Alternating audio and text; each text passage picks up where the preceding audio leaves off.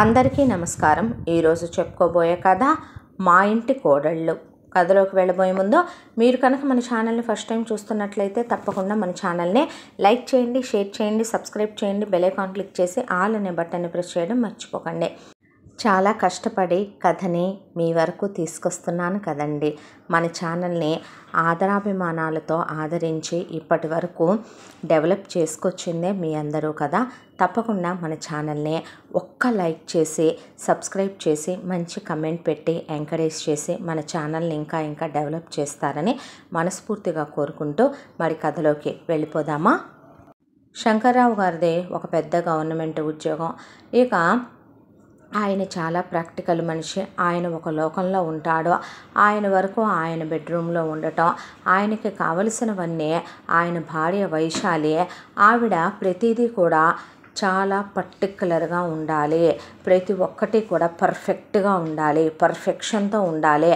టమోటాలు ముక్క ఇంతే కట్ చేయాలి, ఉల్లిపాయలు ముక్క ఇంతే కట్ చేయాలి, ఎండాకాలం ఈ బట్టలు వేసుకోవాలి, వర్షాకాలం ఈ సబ్బే రుద్దుకోవాలి, చలికాలం ఇవే వేసుకోవాలి, ఈ షాంపూనే వాడాలి, ఈ కండిషనరే వాడాలి, ఈ బ్రాండ్ చెప్పులే వాడాలి, ఈ బ్రాండ్ బట్టలే వాడాలి, చివరికి తినే ప్లేట్లు ఇలా ఉండాలి, స్పూన్లు ఇలా ఉండాలి, ఇంట్లో ఎయిర్ ప్యూరిఫైయర్లు ఉండాలి, ఈ టైంకి నిద్ర లేవాలి, ఈ టైంకి నిద్రపోవాలి, అన్నీ ఆవిడే డిసైడ్ చేస్తుంది. గొంతెత్తి గట్టిగా మాట్లాడటం, నోరెత్తి గట్టిగా నవ్వటం, ఇలాంటివన్నీ ఆవిడకి నచ్చవు.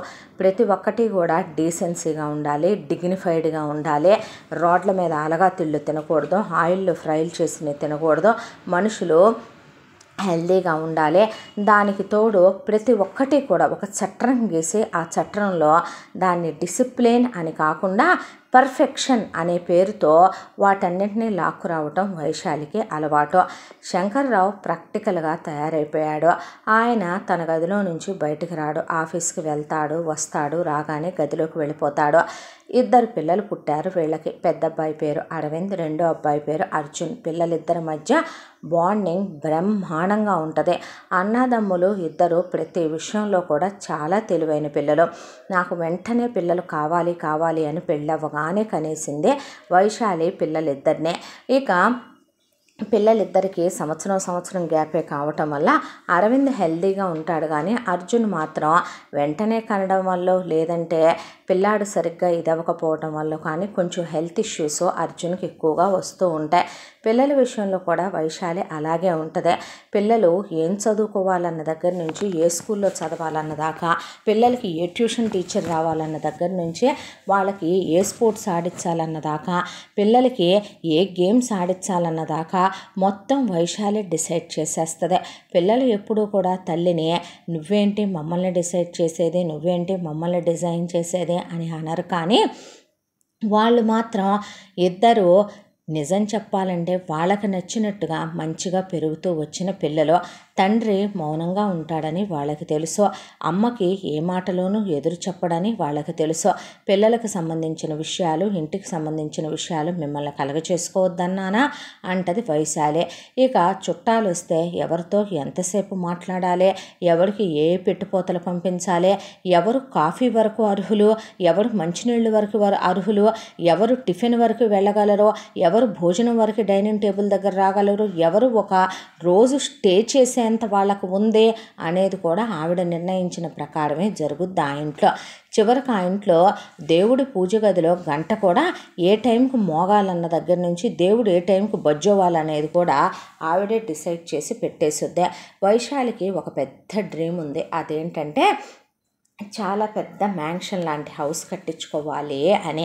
అయితే పెళ్ళైనప్పుడు శంకర్రావుని ఆ విషయం అడిగి ఆయన అలాగే కట్టించుకుందాంలే అంటే, ఆ తర్వాత ఒక పెద్ద ఎకరా ల్యాండ్ తీసుకొని దాంట్లో చుట్టూ గార్డెన్ వచ్చేలా, గ్రీనరీ ఉండేలా, ప్రతి గదికి గార్డెన్ వ్యూ మిస్ అవ్వకుండా పెద్ద విశాలమైనటువంటి ప్యాలెస్ల్లో ఉండేంత గదులు పెట్టించి పైన ఒక 6 బెడ్రూములు, హాలు, కిచెను, కింద ఒక 6 బెడ్రూములు, హాలు, కిచెను, చాలా పెద్ద 100 మందిని ఆపేంత పూజ గది, డైనింగ్ హాలు, దానికి తోడు ఎవరైనా వస్తే చుట్టాల కోసం అనే వెయిటింగ్ రూము, అది కాకుండా ఒక అవుట్ హౌసు, గెస్ట్ బెడ్రూములు వేరే, పైన టెర్రస్ మీద అవి కాకుండా జిమ్ రూము, థియేటర్ రూము, పైన ఒక స్విమ్మింగ్ పూలు, కింద ఒక స్విమ్మింగ్ పూలు పెట్టి అబ్బో ఇంటిని అసలు నా భూతో నా భవిష్యత్తు అన్నట్టుగా పిల్లలు పుట్టకముందే వైశాలి నిలయం అని ఇల్లు కట్టించేసిన తర్వాతనే వైశాలి పిల్లల్ని కందాం అనుకుంది. కాకపోతే పెళ్ళైన వెంటనే పిల్లలు కావాలనుకుంది కాబట్టి పిల్లలు ఇద్దరు భూమి మీదకి వచ్చేలోపు ఆ ఇల్లు కంప్లీట్ చేయించేసేమంది శంకర్రావునే. కట్టించి కరెక్ట్గా అర్జున్ పుట్టాడు, ఇల్లు కంప్లీట్ అయిపోయింది. ఇంకా ఇంట్లోకి వచ్చేసారు. వచ్చేసిన తర్వాత ఇంటి ముందు సెక్యూరిటీ గార్డు దగ్గర నుంచి అందరికీ సర్వెంట్ క్వార్టర్స్ అలాట్ చేసింది. అందరూ యూనిఫాముల్లో ఉండాలి, అందరూ పంక్చువల్గా వాళ్ళ టైంకి 10 నిమిషాల ముందే అటెండ్ అయిపోవాలి. నెల వచ్చేసరికి కరెక్ట్గా శాలరీలు ఇస్తుంది. చేతి కింద 2 వంట మనుషులు ఉంటారు, తనకి పర్సనల్గా ఒక అసిస్టెంట్ ఉంటుంది, ఇల్లంతా చూసుకోవటానికి ఒక సూపర్వైజర్ ఉంటుంది. అది కాకుండా డబ్బున్న వాళ్ళకి లోటే ఉందే, ఇల్లు ఎప్పటికప్పుడు అద్దం కన్నా క్లీన్ చేస్తూనే ఉంటారు. కెంట్ క్లీనర్లు పెట్టి, రోబో క్లీనర్లు పెట్టి, ఒకవైపున మనుషులుండే. ఇక బట్టల విషయానికి వస్తే కనుక ఇప్పటికిప్పుడు బట్టలు షోరూంలోంచి తెచ్చామా అన్నట్టు ఉంటాయి వైశాలి క్లీన్ చేయిస్తే. ఇంట్లో బొడ్లో వెండి తాళాలు గుర్తు పెట్టుకొని ఇల్లంతా గిరగిర తిరుగుతూ, ఇంట్లో ఉండేది తను, భర్త, 2 పిల్లలే అయినప్పటికీ కూడా వాళ్ళకన్నీ పర్ఫెక్షన్తో అందిస్తున్నాను, అన్ని పర్ఫెక్షన్తో టైం టు టైం అందుతున్నాయి.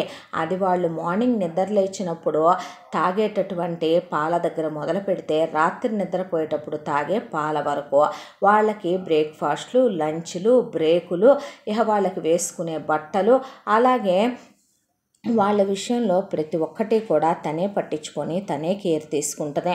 నెల వచ్చేపాటికి ఒక బుక్ అక్కడ పెట్టుకొని వర్కర్స్ అందరికీ శాలరీలు ఇచ్చి ఎవరిని పీకేయాలి, ఎవరిని ఉంచాలి, ఆ నెలలో వాళ్ళు చేసిన తప్పులేంటి అవన్నీ ఆ రోజున మాట్లాడుద్ది వైశాలి.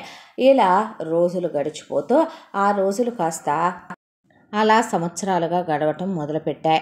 శంకర్రావు పిల్లలతో ఆడకూడదు, పాడకూడదు, దగ్గరికి తీయకూడదు, క్లోజ్గా ఉండకూడదు, తనే పిల్లలతో మాట్లాడుద్దే. ఆయన ఇంట్లో కూడా వైఫ్ భుజం మీద చేయకూడదు, నవ్వుతూ మాట్లాడకూడదు. ఆవిడతో పాటు కలిసి ఆయన బయటకు వెళ్ళేటప్పుడు కూడా డ్రైవర్ వస్తాడు, వెనకాల కూర్చుంటారు వీళ్ళు. ఆయన డ్రైవ్ చేస్తూ వాళ్ళు వెళ్ళకూడదు. వాళ్ళ అంతస్తుకి, హోదాకి అది దెబ్బ.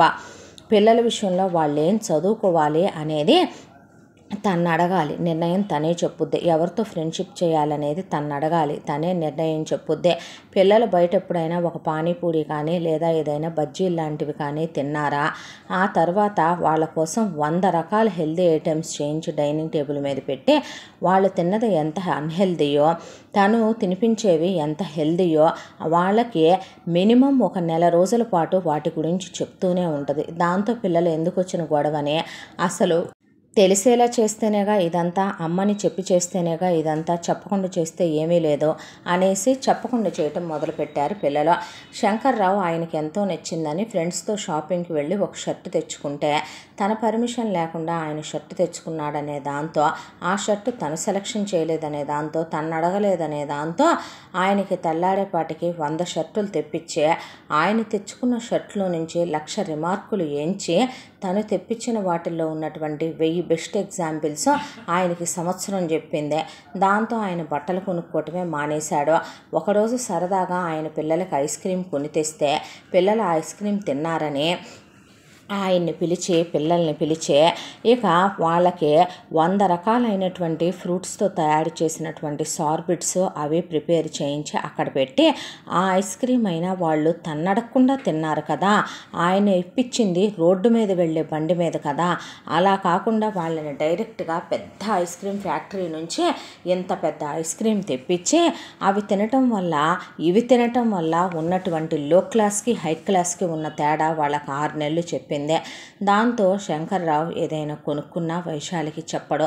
పిల్లల విషయానికి వస్తే పిల్లలు అసలు చెప్పరు. వైశాలి మాత్రం ప్రతిదీ పర్ఫెక్షన్తో చేస్తున్నానని, ఇంట్లో ఎవరు ఆవులించాలన్నా, దగ్గాలన్నా, తుమ్మాలన్నా కూడా డిసైడ్ చేసే తనేనని పొంగిపోతూ ఉండేదే. కాలచక్ర భ్రమణంలో ఎవరి కోసం ఆగనిదంటూ ఉండేది రోజులు మాత్రమే. అవి గడిచిపోకుంటూ వెళ్ళిపోయాయి. పిల్లలు వాళ్ళ ఇష్ట ప్రకారమే. పెద్ద అబ్బాయి బీటెక్ అయిపోయింది. ఆ తర్వాత నేను ఎంటెక్ చేద్దాం అనుకుంటున్నాను మమ్మీ, చైనా అని తను అడగాలి. అడిగి ఎంటెక్లో జాయిన్ అయిపోయాడు. జాయిన్ అయ్యి ఎంటెక్ కంప్లీట్ అయిపోయింది. ఆ తర్వాత తనకు ఒక స్టార్టప్ ఐడియా ఉంది, నాకు ఎక్కడ జాబ్ చేయాలని లేదు అని చెప్పి తండ్రి శంకర్రావుని అడిగి ఒక 50 లక్షలు తీసుకుని ఫ్రెండ్స్తో సహా పార్ట్నర్షిప్ కలిసి తను స్టార్టప్ ప్లాన్తో ఒక బిజినెస్ స్టార్ట్ చేసేసుకున్నాడు. ఇక రెండో అబ్బాయిది అలాగే ఎంటెక్ కంప్లీట్ అయిపోయింది. కంప్లీట్ అయిపోయిన తర్వాత తనకు ఒక స్టార్టప్ ప్లాన్ ఉంది. తను తండ్రిని అడిగి ఒక 50 లక్షలు తీసుకుని ఫ్రెండ్స్తో కలిసి తనకు స్టార్టప్ బిజినెస్ స్టార్ట్ చేసుకున్నాడు.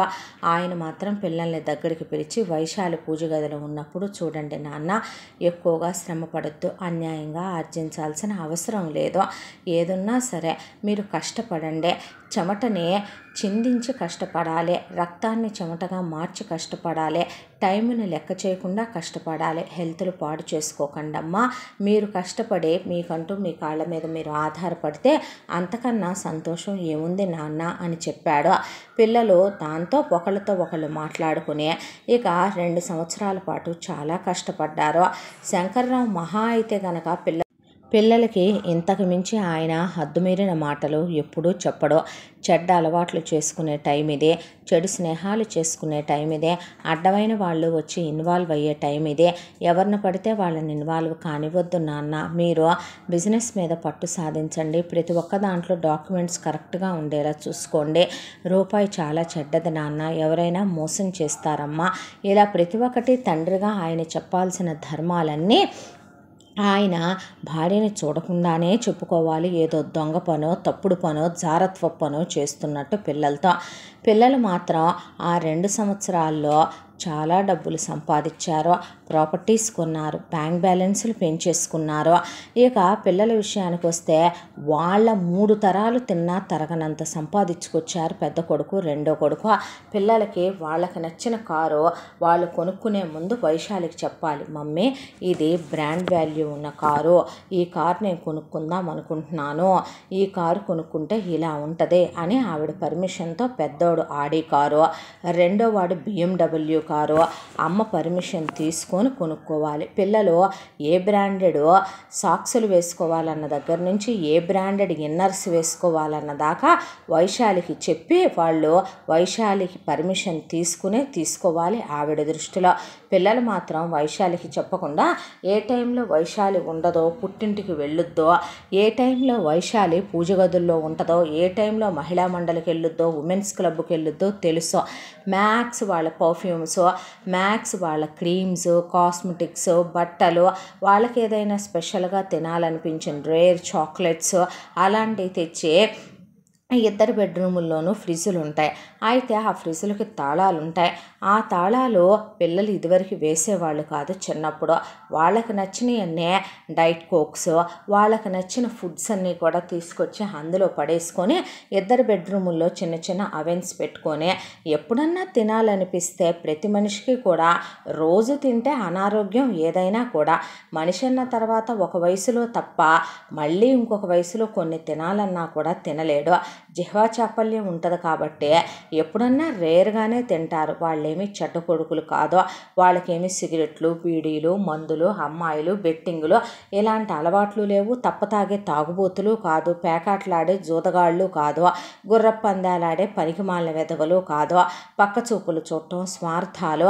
తండ్రి రేపొద్దున ఎన్ని కోట్ల ఆస్తి పంపకం చేసిస్తాడు, తాతల నుంచి మనకి ఎంత కలిసి వచ్చిందే, అమ్మ నగలు ఎంత ఉన్నాయి, ఎన్ని వాటాలు ఇస్తుందే, ఇలాంటి చీప్ విషయాలు అసలు వాళ్ళు పట్టించుకోరు. వాళ్ళకేం కావాలన్నదే వాళ్ళు డిసైడ్ చేసుకునే పిల్లలు వాళ్ళు. ఇక ఇద్దరు బెడ్రూముల్లో కూడా అచ్చగా ఒక 2 వార్డ్రోబులు వైశాలి కూడా తీయటానికి వీల్లేదు. ఆఫీస్కి సంబంధించిన ఫైల్స్ ఉంటాయి కాబట్టి అవి తీయదు వైశాలే. ఒకవేళ క్లీన్ చేసేటప్పుడు కూడా పని వాళ్ళని పిలిచి క్లీన్ చేయించేస్తాడు అరవిందో తన రూము, తనే తమ్ముడిది కూడా క్లీన్ చేయిస్తాడు పని అమ్మాయితో. కాబట్టి ఆ రూమ్లో ఉన్నటువంటి వార్డ్రోబ్లో 8 షెల్ఫ్స్ ఖాళీగా ఉంటాయి. అందులో పిల్లలే 4 షెల్ఫుల్లో ఫైల్స్ కానీ మిగతాయి ఉంటే, మిగతా వాటిల్లో వాళ్ళకి నచ్చిన పెర్ఫ్యూమ్ కలెక్షను, వాళ్ళకి నచ్చిన బట్టలు, వాళ్ళకి నచ్చిన ఫుడ్ ఐటమ్స్ సర్దేసుకొని ఉంచుకొని తాళాలు వేసేసుకుంటారు పిల్లలు. ఎందుకంటే మళ్ళీ బయట బెడ్రూమ్లో కనిపించకూడదు వైశాలికి. అవే వైశాలి వాడమన్నవే వాడాలి వాళ్ళు. కనీసం ఒక షాంపూ చేంజ్ చేయటానికి, కనీసం వాళ్ళొక ఏదైనా ఒక షవర్ జెల్ చేంజ్ చేయటానికి, కనీసం వాళ్ళు ఒక సాక్స్ చేంజ్ చేయటానికి కూడా వాళ్ళకి రైట్ ఇవ్వదు. పిల్లలు బిజినెస్ పని మీద ఫారెన్లు వెళ్తారు.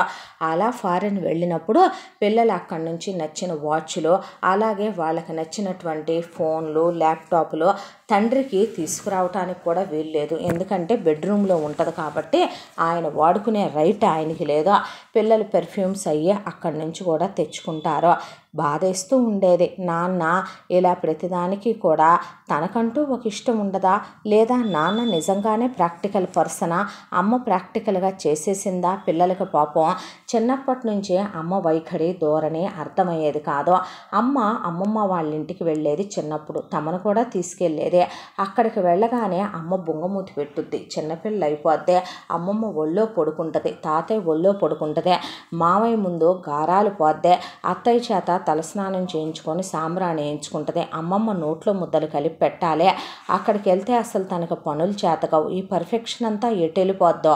అక్కడికి వెళ్ళి చిన్నప్పుడు తిన్న కొబ్బరుండల దగ్గర నుంచి జీడీల దాకా, ఉప్పు కారం వేసిన మామిడికాయ ముక్కల దగ్గర నుంచే జున్ను దాకా, వేరుశనక్కాయలు కాల్చినవి ఉడకబెట్టినవి, మొక్కజొన్న కండలు కాల్చినవి ఉడకబెట్టినవే, ముంజలు అక్కడికక్కడ తీయించుకున్నవే, తనకు తినాలని ఉన్నవన్నీ తినేస్తుంది. అమ్మ పుట్టిందేమీ సిటీలో కాదు, అమ్మేమీ లగ్జరియస్ లైఫ్ అనుభవించుని వచ్చిన అమ్మాయి కాదు, ఒక వ్యవసాయదారుడు కూతురు. తను పుట్టింది పల్లెటూరులోనే. అయితే అమ్మ చదువుకోవటం మాత్రం డిగ్రీ వరకు చదువుకుందే. అది వాళ్ళ ఊరి పక్కనే ఉన్న టౌన్కి లంగా ఓణి వేసుకొని వెళ్ళి చదువుకునేదే.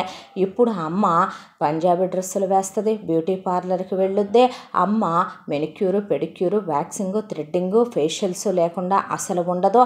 తన వరకు తను చాలా క్లాస్గా ఉంటుంది. తనేమి ముడేదో. తన వరకు స్పెషల్గా ఏ సోప్ వాడాలన్నదే 100 సార్లు డెర్మటాలజిస్టులు కూడా టెస్ట్ చేయరు, అన్నిసార్లు టెస్ట్ చేసుకుని వాడుకుంటుంది. పుట్టింటికి వెళ్ళగానే అమ్మ చాలా విచిత్రంగా మారిపోద్ది. అక్కడికి వెళ్ళిన నాన్నను అసలు పలకరించడం కానీ, నాన్నకు ఒక విలువ వాల్యూ ఇవ్వటం కానీ, చివరికి తమను పట్టించుకోవటం కానీ చెయ్యదు. అమ్మమ్మ, తాతయ్య, మామయ్య, అత్తయ్య వాళ్ళ దగ్గరికి తీస్తారు. నాన్నకేం కావాలో చూస్తారు. అవి తినండి ఇవి తినండి అని కొసరు వడ్డిస్తారు. తెగ గారాలు పోద్ది. అక్కడ తెగ గారాల కూతురు. తాత ఒక రకంగా చెప్పాలంటే నాన్న తాతకి అమ్మ అనుకోకుండా ఒకసారి సంబంధం మంచిది అని ఆయన స్నేహితుడు చెప్పటం వల్ల కరెక్ట్గా అదే టైంకి నాన్నకి పెళ్లి సంబంధాలు చూస్తున్నారని, అమ్మ చూడడానికి మనిషి బాగుంటుంది, దానికి తోడు చదువుకుంది, సంస్కారం ఉంది, అన్నిటికన్నా ప్రధానంగా కులం ఉంది. కానీ కట్నం గ్రామ్ బంగారం కూడా తీసుకురాలేదు అమ్మ. అన్నీ ఎదురెదురు పెట్టి నానమ్మ వాళ్ళే అమ్మని కోడలుగా తీసుకొచ్చుకున్నారు. ఆ తర్వాత నాన్నది చాలా పెద్ద జాబ్. తాతగారు వాళ్ళకి బాగా స్థిరచరాస్తులు ఉన్నాయి. వచ్చి రాగానే నానమ్మ అమ్మకి పెత్తనం తాళాలే ఇచ్చేసిందే. ఆవిడ కంప్లీట్ రిటైర్మెంట్ తీసుకుందే. మంచి చెడు అని ఒకళ్ళు నేర్పించాల్సిన అవసరం అసలు లేనట్టే తనకు తానే ప్రతి ఒక్కటి కూడా నేర్చుకుంటూ, అమ్మ శ్రమ పడేది తక్కువ, చేయించేది ఎక్కువ. కానీ ఆ చేయించటం కూడా నేను పర్ఫెక్షన్తో చేయిస్తున్నాను, నా అంత పర్ఫెక్ట్గా ఈ భూమి మీద ఎవడు పుట్టలేదు, చేయించలేడు అని తనకు తానే చెప్పుకుంటూ ఉండే తత్వం చిన్నప్పటి నుంచి పిల్లలు చూస్తూనే ఉన్నారు. ఆవిడప్పుడు మారింది లేదు, ఇప్పుడు మారుద్దనే ఆశ లేదు. ఇలా రోజులు గడిచిపోతూ ఉండగా పిల్లలకి పెళ్లి వయసులు వచ్చేసినాయి. పెళ్లి ఊసు మాట కూడా వైశాలి ఎత్తదో. శంకర్రావు గారే ఒక రోజున పిల్లలకి పెళ్లి చేస్తే పోతుందేమో, ఎవరినైనా ఇష్టపడుతున్నారేమో అడిగి సంబంధాలు చూస్తే పోద్దేమో. వాళ్ళు ఒకళ్ళని ఇష్టపడటమా, అది నాకు తెలియకుండానా, అది నా పర్మిషన్ లేకుండానా, అది నన్ను అడగకుండానా? No, not at all. అది జరగని పని. అసలు ఈ వైశాలి కనుసన్నల్లో పెరిగిన పిల్లలు, వైశాలి గీసిన గీత దాటకుండా పెరిగిన పిల్లలు, వాళ్ళకి ఒకళ్ళని ప్రేమించేంత ఉందంటారా మీరు? రెండోది, నా నోటీస్కి రాకుండా వాళ్ళ పెళ్ళిళ్ళు ఎలా జరిగిపోతాయి? ముమ్మూర్తుల వాళ్ళకి పోత పోసిన నాలాంటి కోడళ్ళనే ఇద్దరిని తీసుకొచ్చి చెయ్యను అప్పుడైనా కంగారు పడితే ఎట్లా, మొన్న మధ్యగా 2 yearsగా పెద్దాడు బిజినెస్ పెట్టి 2 yearsగా చిన్నాడు బిజినెస్ పెట్టి అనేసేపాటికి ఆయన ఏమీ మాట్లాడలేదు. అది కాదు అంటే నీకు ఎన్నిసార్లు చెప్పాను పిల్లల విషయాల్లో నువ్వు కలగజేసుకోవద్దనే, తండ్రిగా నీ బాధ్యత వాళ్ళకి ప్రోగ్రెస్ కార్డు మీద ఫాదర్ కాలంలో సైన్ పెట్టేటప్పుడు వాళ్ళకి ఎక్కడైనా సరే నా పక్కన నువ్వు ఫాదర్గా అవసరమైనప్పుడు ఉంటే చాలు, వాళ్ళతో మాట్లాడొద్దని, దగ్గరికి తీయొద్దని, ముద్దు చేయొద్దని నీకు ఎన్నిసార్లు చెప్పాను నేను అనేసేపాటికి ఆయన అక్కడి నుంచి మౌనంగా తన గదిలోకి వెళ్ళిపోయాడు. వెళ్ళిపోయిన తర్వాత ఆయన పని వాళ్ళతో కూడా మాట్లాడకూడదు.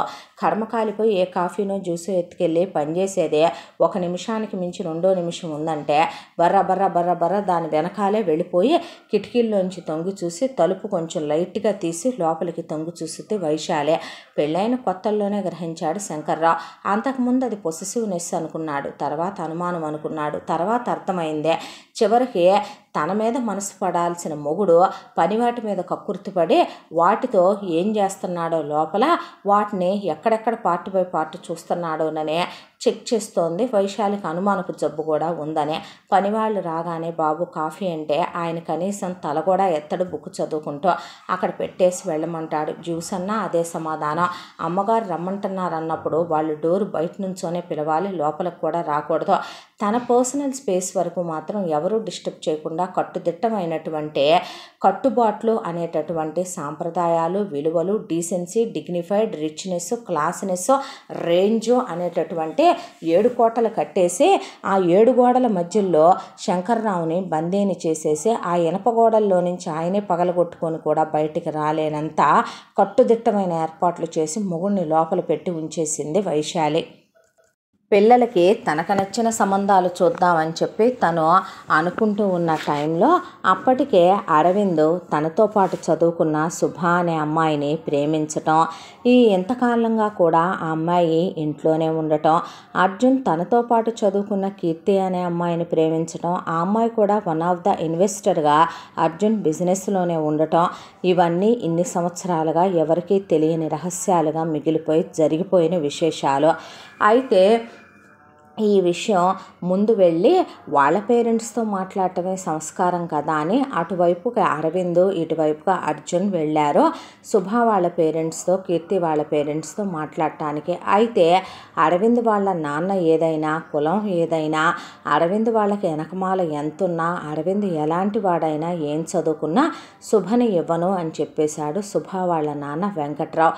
ఆ అబ్బాయి చెప్పేది వినండి అని శుభ వాళ్ళ అమ్మ సుగుణ అంటున్నా నోరు ముయ్యమని నోరు మూయించేశాడు. వాళ్ళకి 2 ఆడపిల్లలు. పెద్దమ్మాయి పెళ్ళి అయిపోయింది. పెద్దల్లుడు చాలా మంచోడు. పెద్దమ్మాయి ప్రేమించే పెళ్లి చేసుకుంది. కాకపోతే శుభ విషయంలో మాత్రం వెంకట్రావు స్నేహితుడి కొడుక్కిచ్చి శుభని పెళ్లి చేస్తానని మాటిచ్చేశాడు వెంకట్రావు. ఆ అబ్బాయి ఎప్పుడో ఒకసారి వెంకట్రావుకి యాక్సిడెంట్ అయినప్పుడు సేమ్ బ్లడ్ గ్రూప్ అని బ్లడ్ ఇచ్చాడని పిల్లనిస్తాను, మన స్నేహబంధాన్ని మనం బంధుత్వంగా మార్చుకొని రక్త సంబంధంగా మనం దాన్ని డెవలప్ చేసుకుందామని చెప్పాడు వెంకట్రావు. అరవింద్ పెద్ద ఆయన కదా అని ఆయనకి ఎంత నచ్చజెప్పినా ఆయన అస్సలు వినిపించుకోలేదు. ఇక అర్జున్ విషయానికి వస్తే అర్జున్ వెళ్ళి కీర్తికి అమ్మ, నాన్న, అన్నయ్య, వాళ్ళ అమ్మగారు కౌసల్య, వాళ్ళ నాన్న నారాయణమూర్తి. ఆ ఇంట్లో కీర్తి వాళ్ళ అన్నయ్య శరత్దే డామినేషన్. అతను చెప్పినట్టే వాళ్ళ అమ్మా నాన్న సైతం వినాలి. కొడుక్కి విజన్ ఉంది, కొడుక్కి వ్యూ ఉంది, కొడుకు చిన్నప్పటి నుంచి ఏదైనా ప్లానింగ్గా చేస్తాడు, కొడుకు ప్రాక్టికల్గా ఉంటాడు, కొడుకు లాంటి ఐడియాలజీ ఉండాలి ఎవరికైనా అని నెత్తినెక్కించుకున్నందుకు చివరికి వాళ్ళు ఏ డిసిషన్ తీసుకోవాలన్నా తనకు అనువుగా తీసుకోవాలి అనేటట్టుగా పెత్తనం తీసేసుకున్నాడు శరత్తో.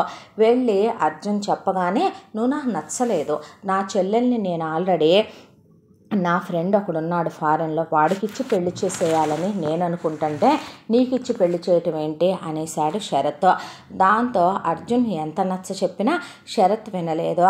కీర్తి వాళ్ళ అమ్మ నాన్నకి కొడుక్కి ఎదిరించి మాట్లాడేంత దమ్ము ధైర్యాలు లేవు కాబట్టి వాళ్ళు మాట్లాడలేకపోయారు. ఆ తర్వాత అరవింద్ అర్జున్ ఆఫీసులకు వచ్చారు. ఇక అప్పుడు ఒక వారం రోజుల పాటు ఆలోచించుకున్నారు. ఆలోచించుకొని అన్నదమ్ములిద్దరూ ఆలోచించే విధానాలు ఒకటే అయినప్పటికీ కూడా ఆలోచించే పద్ధతులు మాత్రమే వేరు వేరు. అరవింద్ శుభకి ఫోన్ చేసి ఇలా మీ నాన్నగారు పెళ్ళికి ఒప్పుకొని అంటున్నారు, ఏం చేద్దాం అంటే నువ్వేం చెప్తే నేను అదే చేస్తాను, నీ ఇష్టమే నా ఇష్టం అనేసింది శుభ. అయితే ఇంట్లో నుంచి వచ్చేసే ఇద్దరం పెళ్లి చేసుకుందాం అంటే అప్పుడు అమ్మ నాన్నకి నేను దూరం అయిపోతానేమో కదూ అంటే, ఇప్పుడు నాకేమీ లేదని మీ నాన్నగారు కాదంటున్నారు, ఆయన మాట ఇవ్వటం తప్పు కాదా, నీ ఇష్టానికి విరుద్ధంగా ఇచ్చే ముందు నువ్వెవరినైనా ఇష్టపడుతున్నావా అని ఆయన అడగాలి కదా, అవసరమైతే నేను ఆయనకి క్షమాపణ చెప్పి అర్థమయ్యేలా నేను ఎక్స్ప్లెయిన్ చేస్తాను, పెళ్ళి అయిపోయిన తర్వాత ఎవరు మన విడదీయలేరని అరవింద్ శుభకి నచ్చ చెప్పి ప్యాంపర్ చేసి చెప్పేస్తే ఓకే వస్తానందే. ఇక ఇటు అర్జున్ కీర్తితో ఏం చేద్దామంటావురా అంటే, అన్నయ్య పెద్ద గొడవ చేసేస్తాడేమో అర్జున్ అందే.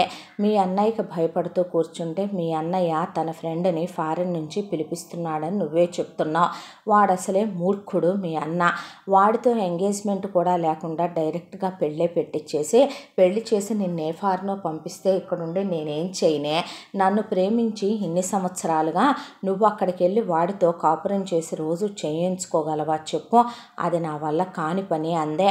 మరి అలాంటప్పుడు ఒక పని చేద్దాం, మనం పెళ్లి చేసేసుకుందాం కీర్తి, నువ్వు ఇంట్లో నుంచి బయటకు వచ్చేసే, అమ్మ నాన్న ఫీల్ అవుతారేమో, మరి అంత ఫీల్ అయ్యే వాళ్ళు కొడుక్కి నచ్చ చెప్పి పెద్దవాళ్ళుగా ఒప్పించటం, వాళ్ళకి మాట్లాడటం ఎందుకు చేత కావట్లేదు, నాలో లోపం ఉంటే చెప్పమను, తప్పు ఉంటే చెప్పమను, అయినా ఆ తర్వాత నేనే వాళ్ళకి సారీ చెప్తానని కీర్తి నొప్పించేశాడు అర్జున్.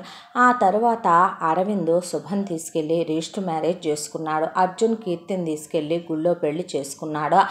దండలతో సహా ఇద్దరు చెరొక్కాడెక్కించుకొని పెళ్ళాలని వైశాలి వెంకట్రావు ఉంటున్న వైశాలి నిలయం దగ్గరకు వచ్చి ముందు బయట కారు లాపి ఒకళ్ళ ముఖాలు ఒకళ్ళు చూసి ఏంటిది అన్నట్టు చేతులు తిప్పి సైగ చేసుకున్నారు. సైగ చేసుకుంటే ఇన్నాళ్ళు నువ్వు నాకు చెప్పలేదేంట్రా అంటే, నువ్వు నాకు చెప్పలేదే నీ లవ్ స్టోరీ గురించి అని అడిగాడు అర్జున్. సరే ముందు పెద్దోడిని క్లమ్జీ వద్దు నేనే చెప్తాను అని అరవింద్ స్టార్ట్ చేశాడు. అవి నేను ఇంటర్లో జాయిన్ అయిన రోజులో మమ్మీ ప్రతిదీ పర్టికులర్గా ఉండాలి, మమ్మీ ప్రతిదీ తను అనుకున్నట్టే జరగాలి, పంక్చువల్గా ఉండాలి, పర్ఫెక్ట్గా ఉండాలి అని చిన్నప్పటి నుంచి మనకి చెప్పేదేగా అన్నాడు అర్జున్. అలాంటి రోజుల్లో శుభ నాకు క్లాస్మేట్ అయింది, చూడగానే నచ్చేసిందే, ఎందుకో శుభ మీద చాలా ఇష్టం ఏర్పడిపోయిందే, ఇద్దరం కలిసి అన్నీ షేర్ చేసుకునే వాళ్ళం, అలా అని అడ్వాన్స్ అయ్యామని చెప్పలేరా, కాకపోతే ఏంటంటే శుభ ప్రతి విషయంలో కూడా నా ఇష్టానికి తగినట్టుగా ఉంటుంది, నా ఇష్టానికి విలువ ఇచ్చుద్దే, నాకు నచ్చినట్టే నడుచుకుంటుంది, నా కోసం రోజు ఏదో ఒక ఫుడ్ వాళ్ళ ఇంటి దగ్గర నుంచి తెచ్చేదే, మమ్మీ ఇచ్చిన ఫుడ్ని చెత్తబొట్లో పడేసి రోజు శుభ తీసుకొచ్చిన ఫుడ్డే తినేవాడిని నేను. అలా ఇంటర్లో మొదలైన మా ప్రేమ ఇంటర్ నుంచి ఆ తర్వాత మమ్మీకి తెలియకుండా సినిమాలకు వెళ్ళటం, మమ్మీకి తెలియకుండా అప్పుడప్పుడు బయటికి వెళ్ళటం, పబ్కి వెళ్ళటం, అప్పుడప్పుడు కలిసి షాపింగులకు వెళ్ళటం, అప్పుడప్పుడు కలిసి ఫ్రెండ్స్తో చిల్అవుట్లకు వెళ్ళటం, ట్రిప్స్కి వెళ్ళటం, అలా మెల్లమెల్లగా ఎంటెక్ వరకు కొనసాగిందే. నేను తనకి బీటెక్లో ప్రపోజ్ చేశాను. ఆ తర్వాత ఎంటెక్ అయ్యాక నేను బిజినెస్ పెట్టుకోవాలనుకుంటున్నానని తననేటు వాళ్ళ ఇంట్లో జాబ్ అవి చేయించడానికి పంపించడని ఈ 3 ఇయర్స్గా తన ఇంట్లోనే ఉందే. ఇక మన మమ్మీ ఎటు చెప్తే అర్థం చేసుకొని ఒప్పుకొని వెంటనే వాళ్ళ ఇంటికి వెళ్ళి మాట్లాడి మనకు పెళ్లి చేస్తుందనే నమ్మకం నాకు ఎటు లేదు కాబట్టి వాళ్ళ ఇంటికి వెళ్తే వాళ్ళ నాన్న ఇలా అన్నాడు, దాంతో శుభన్ నేను పెళ్లి చేసుకున్నానని చెప్పేశాడు అరవింద్. ఇక అర్జున్ విషయానికి వస్తే కీర్తి తనకి బీటెక్లో పరిచయం అయిందని, కీర్తి చాలా తెలివైందని, చాలా షార్ప్ అని, కీర్తి అంటే తనకు చాలా ఇష్టమని, ఆ తర్వాత ఎంటెక్ వరకు కలిసి చదువుకున్నామని, తను బీటెక్లోనే ప్రపోజ్ చేశానని, తను రింగ్ తీసుకెళ్ళి మోకాళ్ళ మీద కూర్చొని ఒక రకంగా చెప్పాలంటే మమ్మీకి తెలియకుండా ఒక చోటకి సర్ప్రైజ్గా తీసుకెళ్ళి తనకి నేను ప్రపోజ్ చేశానని, ఆ తర్వాత కీర్తి యాక్సెప్ట్ చేసిందని, వన్ ఆఫ్ ద ఇన్వెస్టర్గా ఉందని, బిజినెస్ పేరుకు మాత్రమే తన పేరు మీద ఉందని, మొత్తం కీర్తే చూసుకుంటుందని, డెసిషన్ మేకర్ కీర్తేనని, కీర్తి వల్లే ఈ రోజున తను ఇలా డెవలప్ అయ్యి ఈ పొజిషన్లో ఉండగలిగాడని, కీర్తికి మంచి ప్లానింగ్ ఆఫ్ లైఫ్ ఉంటుందని, నువ్వు ఎలాగైతే గనక ఇంకా నీ బిజినెస్ని పెంచి దాన్ని 10 బ్రాంచులు చేయాలనుకుంటున్నావు, కీర్తి కూడా అలాగే ఆలోచిస్తుందని తనకి ఇష్టాలకు తగినట్టుగా తనకు నచ్చినట్టుగా ఉంటుందని తను అర్థం చేసుకుంటుందనే ప్రతి విషయంలో కూడా చాలా అండర్స్టాండింగ్ ఎక్కువనే వాళ్ళ అన్నయ్యకి వెళ్ళి మాట్లాడి చెప్పానని వాడు ఒప్పుకోలేదని వాళ్ళ అమ్మ నాన్న వాళ్ళ అన్నయ్యని ఎదిరించలేరని దాంతోనే కీర్తి ఇంట్లో నుంచి బయటకు వచ్చేసిందనే ఇలా పెళ్లి చేసుకున్నాను అన్నయ్య అని చెప్పేశాడు అర్జున్. చెప్పిన తర్వాత ఇద్దరూ కలిసి సరే పద మెలో డ్రామా స్టార్ట్ అవుతుందిగా ఇప్పుడు అనుకొని ఇంటి గుమ్మం ముందుకు వచ్చి నుంచున్నారు. శంకర్రావు అప్పుడే పిల్లల్ని చూసి మెట్లు దిగి కిందకు వస్తూ ఆయన అలా నుంచుంటే వైశాలి మెళ్ళో దండలతో ఆ అమ్మాయిల మెళ్ళల్లో తాలిబొట్లతో చూసి ఏంట్రా ఇదంతా అని అడిగింది కొడుకుల్నే. ఏంట్రా ఇదంతా అంటే మేము ఇష్టపడ్డాం మమ్మీ, తన క్లాస్మేట్, నేను ప్రేమించా, తన క్లాస్మేట్, నేను ప్రేమించాను అని కొడుకులిద్దరూ చెప్తే what is this non sense అందే. ఇందులో నాన్ సెన్స్ ఏముందమ్మా, సెన్స్తోనే చేశాము, మాకెవరిష్టమో మాకెవరు నచ్చుతారో మాకెవరు కావాలో మాకు తెలుసు కదా మమ్మీ అన్నారు పిల్లలు. ఆ మాటకి ఎవరు చెప్పారు మీకు తెలుసనే, మీరు ఎప్పుడు నిద్ర లేవాలో ఎప్పుడు నిద్రపోవాలో, మీకు ఏమి ఇష్టమో, మీరేం తింటారో, ఏం కట్టుకుంటారో, ఏం చదవాలో, మీరు బిజినెస్లు చెయ్యాలో, ఎందులో ఇన్వెస్ట్ చెయ్యాలో, మీరు ఏ కారులో తిరగాలో, మీరు ఏ ఫ్రెండ్స్తో ఫ్రెండ్షిప్ చేయాలో, మీరు ఏ వెహికల్స్ కొనుక్కోవాలో, మీ లైఫ్లో మీరు ఎప్పుడెప్పుడు ఏ డెసిషన్లు తీసుకోవాలో ప్రతి దాంట్లో పర్ఫెక్షనిస్ట్గా ఉంచింది నేను ఉన్నది మీకోసం కాదా అనేపాటికి చూడు మమ్మీ వాటన్నిటికీ ఫీలింగ్స్ ఉండవు, కానీ మాకు ఫీలింగ్స్ ఉంటాయి కదమ్మా, ఏముందని చేసుకొచ్చారా వీటిని, అసలు ఏముంది వీళ్ళకి, ఏంటి ఈ అమ్మాయి బ్యాక్గ్రౌండ్ ఏంటి, ఈ అమ్మాయి బ్యాక్గ్రౌండ్ ఏంటి అని అడిగింది వాళ్ళిద్దరినే. ఉన్నది చెప్పుకొచ్చారు కొడుకులు. అంటే వీళ్ళు మీకు పర్ఫెక్ట్ అంటారా, వీళ్ళల్లో పర్ఫెక్షన్స్ ఉన్నాయంటారా, అసలు వీళ్ళ మొహాలు చూసారా, వీళ్ళు మీకు తగినట్టుగా ఉండగలరు అనుకుంటున్నారా, రేపొద్దున గట్టిగా ఇవి పట్టుమని నెల రోజులు కూడా మీతో కాపురం చెయ్యవరా, ఆ కాస్త ముచ్చట తీరిపోయిన తర్వాత బాయ్ బాయ్ టాటా చెప్పి మీరు కట్టిన ఇదే తాళులు తెంచి మీ మొహాన్ని విసిరేసే చెరొక దాడి చూసుకునే రకాల్లా ఉన్నాయి వీటి మొహాలు చూస్తేనే. మీకోసమని నేను అందం, చదువు, గుణగణాలు ఒకటి కాదు, వాళ్ళ ఫ్యామిలీ హిస్టరీ 7 జనరేషన్స్ దగ్గర నుంచి కౌంట్ చేసి తీసుకొచ్చిన అమ్మాయిల ఫోటోలు ఇవే. వీళ్ళకన్నా మీరు చేసుకొచ్చిన వీళ్ళు ఎందులోనూ బెస్ట్ కాదో, నేను చూసిన వాళ్ళ కాలి గోటికి కూడా వీళ్ళు సమానం కాదు మా అన్నారు కొడుకులు. శంకర్రావు ఎందుకు వైశాలి, మాటలే మిగిలిపోతాయి, రేపో తప్పే ఉంది నేను మాట్లాడే దాంట్లో, అయినా పిల్లల విషయాల్లో కలగజేసుకోవద్దని నీకు ఎన్నిసార్లు చెప్పాను, ఎందుకు వచ్చావు నువ్వు రూమ్లో నుంచి కిందకే అనేపాటికి ఆయన ఏం మాట్లాడకుండా నుంచోనే మనమైనా ఎవరో ఒకళ్ళకిచ్చి పెళ్లి చెయ్యాల్సిందే కదా, వాళ్ళు చేసుకున్నారు, ఇప్పుడు ఏం చేద్దాం అని ఆయన మాట్లాడుతూ ఉండగానే వాళ్ళు ఇప్పుడు మన కోడల్లో, మనం కాదన్నంత మాత్రాన జరిగింది పెళ్ళి కాకుండా పోద్దా, వాళ్ళు మైనర్లు కాదు మేజర్లు, కొంచెం ఆలోచించు, నువ్వు అమ్మగా అత్తగా కూడా ఆలోచించు అన్నాడు ఆయన. అనేలోపు what is this nonsense, నేను ఆలోచించటం రెడిక్యులస్ అని వైశాలి మాట్లాడుతూ ఉండగానే అక్కడికి శుభ వాళ్ళ నాన్న అమ్మ వచ్చారు. ఆవిడేం మాట్లాడలేదు, కానీ శుభ వాళ్ళ నాన్న శుభ మీద చెయ్యెత్తబోతే అరవింద్ అడ్డెళ్ళాడు. అడ్డెళ్ళేపాటికి ఆయన చేయి దించేస్తే ఐఎమ్ రియల్లీ సారీ అంకుల్, నేను మీకు ఇష్టం లేకుండా తన్ని చేసుకోవాలనుకోలేదు, కానీ ప్రాణం కన్నా ఎక్కువగా ప్రేమించేశాను అంకుల్, తను లేకపోతే బ్రతకలేనేమో అనిపించే పెళ్లి చేసుకున్నాను. మీ అమ్మాయి మిమ్మల్ని ఎదిరించి నాతో వచ్చింది అనుకోకండే, మిమ్మల్ని ఒప్పించుకోవచ్చు, మీరు అర్థం చేసుకుంటారు, మీరు అమ్మా నాన్నలుగా మాకు తోడుగా ఎప్పటికీ ఉంటారు, మీరు మాకు కావాలి అంకుల్, మీ అండాదండ మాకు కావాలి, మీ సపోర్ట్ మాకు కావాలి, మీ ప్రేమ మాకు కావాలి. దాంతో నేనే తన్ని చెప్పి ఒప్పించి మరీ బయటికి తీసుకొచ్చి పెళ్లి చేసుకున్నాను ఆంటీ అంటే ఆవిడేమీ మాట్లాడలే. పాపం చాలా సాత్వికురాలు శుభ వాళ్ళ అమ్మ, తెలివైంది కూడాను ఆవిడ. పోనీలేండి చేసుకున్నారంటే ఈ పెళ్ళిని నేను అస్సలు ఒప్పుకోను అనేసి ఆయన అక్కడి నుంచి కూతుర్నే నీ ఇష్టం వచ్చినట్టు చేసుకో అని చెప్పి భార్యను లాక్కొని వెళ్ళిపోతే జాగ్రత్తగా ఉండమని చేత్తో సైగ చేసి జాగ్రత్తగా చూసుకో బాబు, చిన్నపిల్లలా గారాబంగా పెంచానని ఆమె వెళ్ళిపోయింది. ఆ తర్వాత ఇక కీర్తి వాళ్ళ అమ్మ నాన్న అన్నయ్య వచ్చారు. అక్కడికే వచ్చి రావటంతోనే అర్జున్ కాలర్ పట్టుకున్నాడు శరత్. పట్టుకునేసరికి కీర్తి ముందుకు వెళ్ళి ముందు కాలర్ వదలమని అన్నయ్య చెంప మీద లాగి ఒక్కటేసిందే. వేసేపాటికి పిచ్చి పిచ్చిగా ఉంది అంటే మేము చేయమని చేసుకున్నావా పెళ్ళి? అసలు నువ్వు మనిషివా పశువా నాకు అర్థం కాదో. అతను ఇప్పుడు నాకు తాళి కట్టిన నా భర్త, అర్థం చేసుకోవేంట్రా? చిన్నప్పటి నుంచి ప్రతిదీ నీ డెసిషన్ ప్రకారమే జరుగుతూ వచ్చింది కదా నా జీవితంలో. అయినా అమ్మా నాన్నలుగా మీరేం మాట్లాడరేంటమ్మా? అప్పుడప్పుడైనా మీరు అమ్మా నాన్నలు అనే విషయం మీకు గుర్తుండకపోతే రేపొద్దున మీరు మనుషులనే విషయం కూడా వీడు మర్చిపోతాడమ్మా. ప్రతి విషయంలో వాడి డెసిషన్ తీసుకోవటం ఏంటమ్మా? వాడు మీకు కొడుక, మీరు వాడికి పిల్లలా? నాకు అర్థం కాదో. వాడు టాపర్ అయినంత మాత్రాన, వాడు చదువుకున్నంత మాత్రాన, వాడు పెట్టిన బిజినెస్ సక్సెస్ అయినంత మాత్రాన, వాడిచ్చే సలహాలు కరెక్ట్గా ఉన్నంత మాత్రాన వీడంత ఈగోయిస్టిక్ పర్సన్ ఎక్కడైనా ఉన్నాడా? మనసుల్ని వాడు అర్థం చేసుకోకుండా ఎంత మూర్ఖంగా తయారవ్వకపోతే వాడిని ప్రేమించిన అమ్మాయి పెళ్లి దాకా వచ్చే వీడితో పెళ్ళొద్దని క్యాన్సిల్ చేసేసుకుంటుంది చెప్పండి. మీరు కూడా అర్థం చేసుకోకుండా ఏంటమ్మా ఇదే అని కీర్తి మాట్లాడుతుండగా, చూడు శరత్, నీ మీద నాకు కోపం లేదు. నీ కోపం నేను అర్థం చేసుకోగలను. ఏ ఆడపిల్ల అయినా ఇంటికి పరువు లాంటిదే. ఆంటీ, అంకుల్, నేను తన్నేదో మిమ్మల్ని ఎదిరించి పెళ్లి చేసుకోవాలని బయటికి తీసుకురాలేదో. కీర్తి ఎంత తెలివైందో మీకు బాగా తెలుసు. కీర్తి రాంగ్ సెలెక్షన్ చేసుకుంటుందా చెప్పండి? నేను నిజంగా తప్పు చేశాను అని మీరు అనుకుంటే కనుక శిక్ష నాకే వేయండి. ఆ తప్పు నేను చేసినట్టే. నేనే తన్ని తెచ్చి పెళ్లి చేసుకున్నాను. నిజం చెప్పనా, మీ అమ్మాయిని మీకన్నా ప్రేమగా చూసుకుంటానని ఎవరూ చెప్పరు, కానీ నేను చెప్తాను. మీరు గుర్తురానంత ప్రేమగా చూసుకుంటానని చెప్పను. ప్రతి క్షణం మీరు గుర్తొచ్చేంత ప్రేమగా చూసుకుంటాను. తన గుండెల్లో పెట్టుకొని కాలు కందకుండా చూసుకుంటాను అనేసరికి, నీ సావు నువ్వు సావే అనేశాడు శరత్.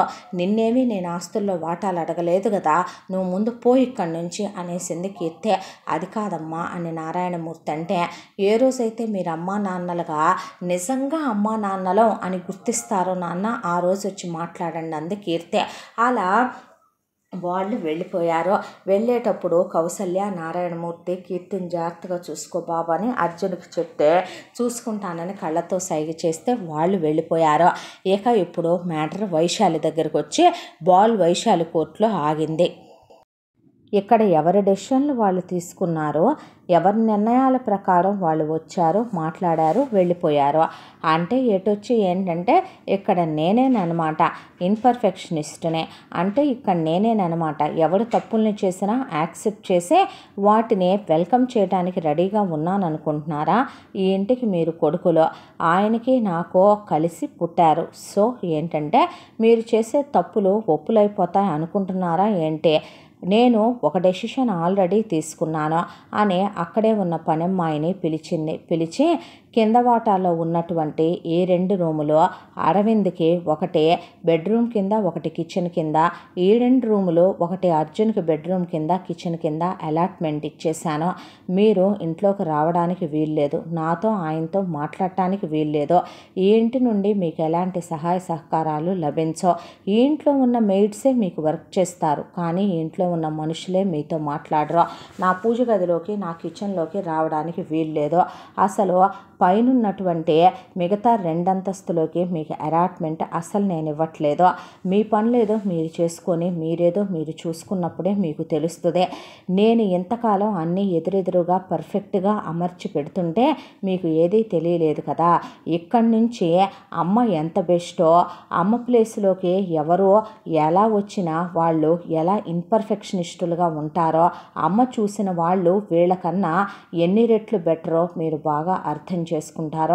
మీకు అలాట్ చేసిన రూముల్లోకి తప్ప మీరు మా గదుల్లోకి వచ్చినా, ఇల్లంతా కలిగి తిరిగినా నేను అస్సలు ఒప్పుకోను అని చెప్పేసి, ఇహ నుంచి మీ బ్రతుకులు మీవే, మా బ్రతుకులు మావే అన్న తర్వాత, ఎందుకు ఇప్పుడు ఈ ఇష్యూలన్నీ వైశాలి అన్నాడు శంకర్రావు.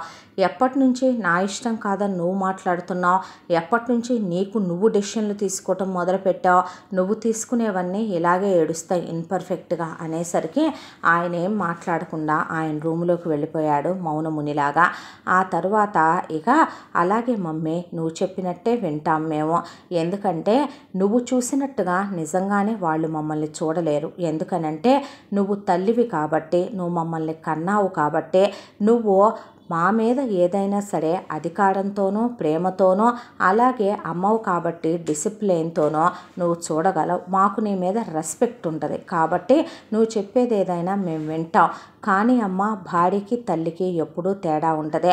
భార్య ఇచ్చే చాలా తల్లి ఇవ్వలేదు. అందులో చాలామంది అనుకుంటారో సెక్స్ మాత్రమేనని. కాదమ్మా, భార్య ఇచ్చే తోడు, అలాగే భార్య ఇచ్చే ప్రేమ, భార్య ఇచ్చే అనురాగం.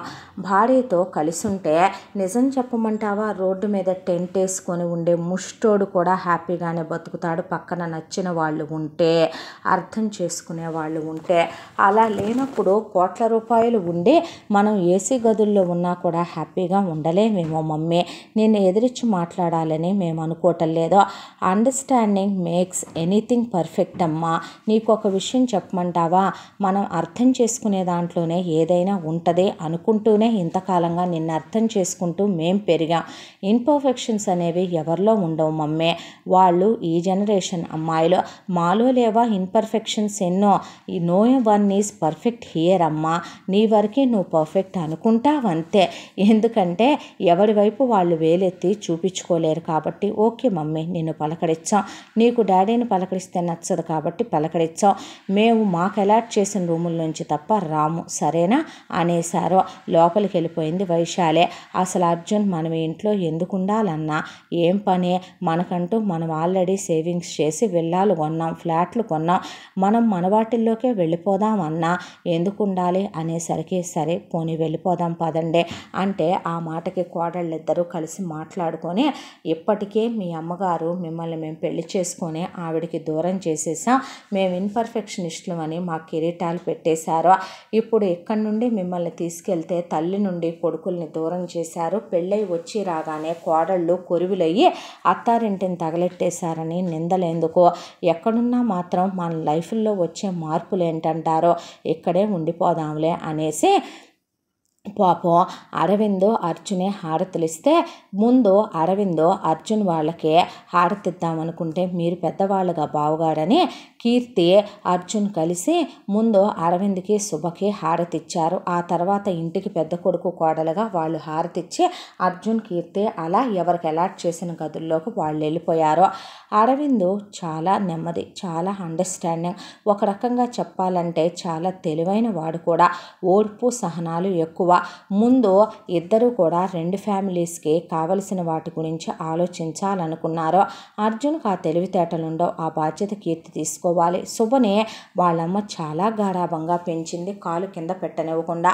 ఆ విషయం అరవింద్కి బాగా తెలుసు. వాళ్ళిద్దరు ఆడపిల్లలు, ఆమె ఇద్దరు ఆడపిల్లల్ని అలాగే పెంచుకుంది. కాబట్టి అరవింద్ కీర్తి కలిసి అర్జున్ని శుభని వెంట పెట్టుకొని బయటకు వెళ్ళారు.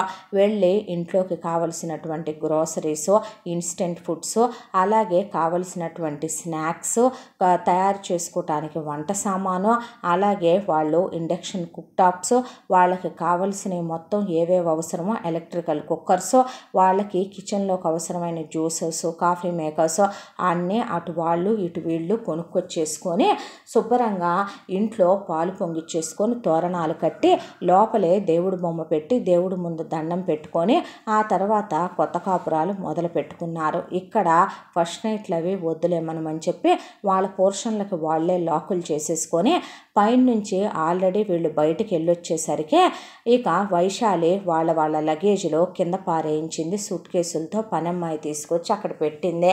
వాటిని తీసుకెళ్ళి లోపల సర్దేసుకున్నారు. అర్జున్వి కీర్తి సర్దింది, అరవిందే సర్దుకున్నాడు. శుభ కట్టుబట్టలతో వచ్చింది కాబట్టి బట్టలు, కీర్తి కట్టుబట్టలతో వచ్చింది కాబట్టి బట్టలు కొనుక్కొని వాటిని కూడా సర్దేసుకున్నారు.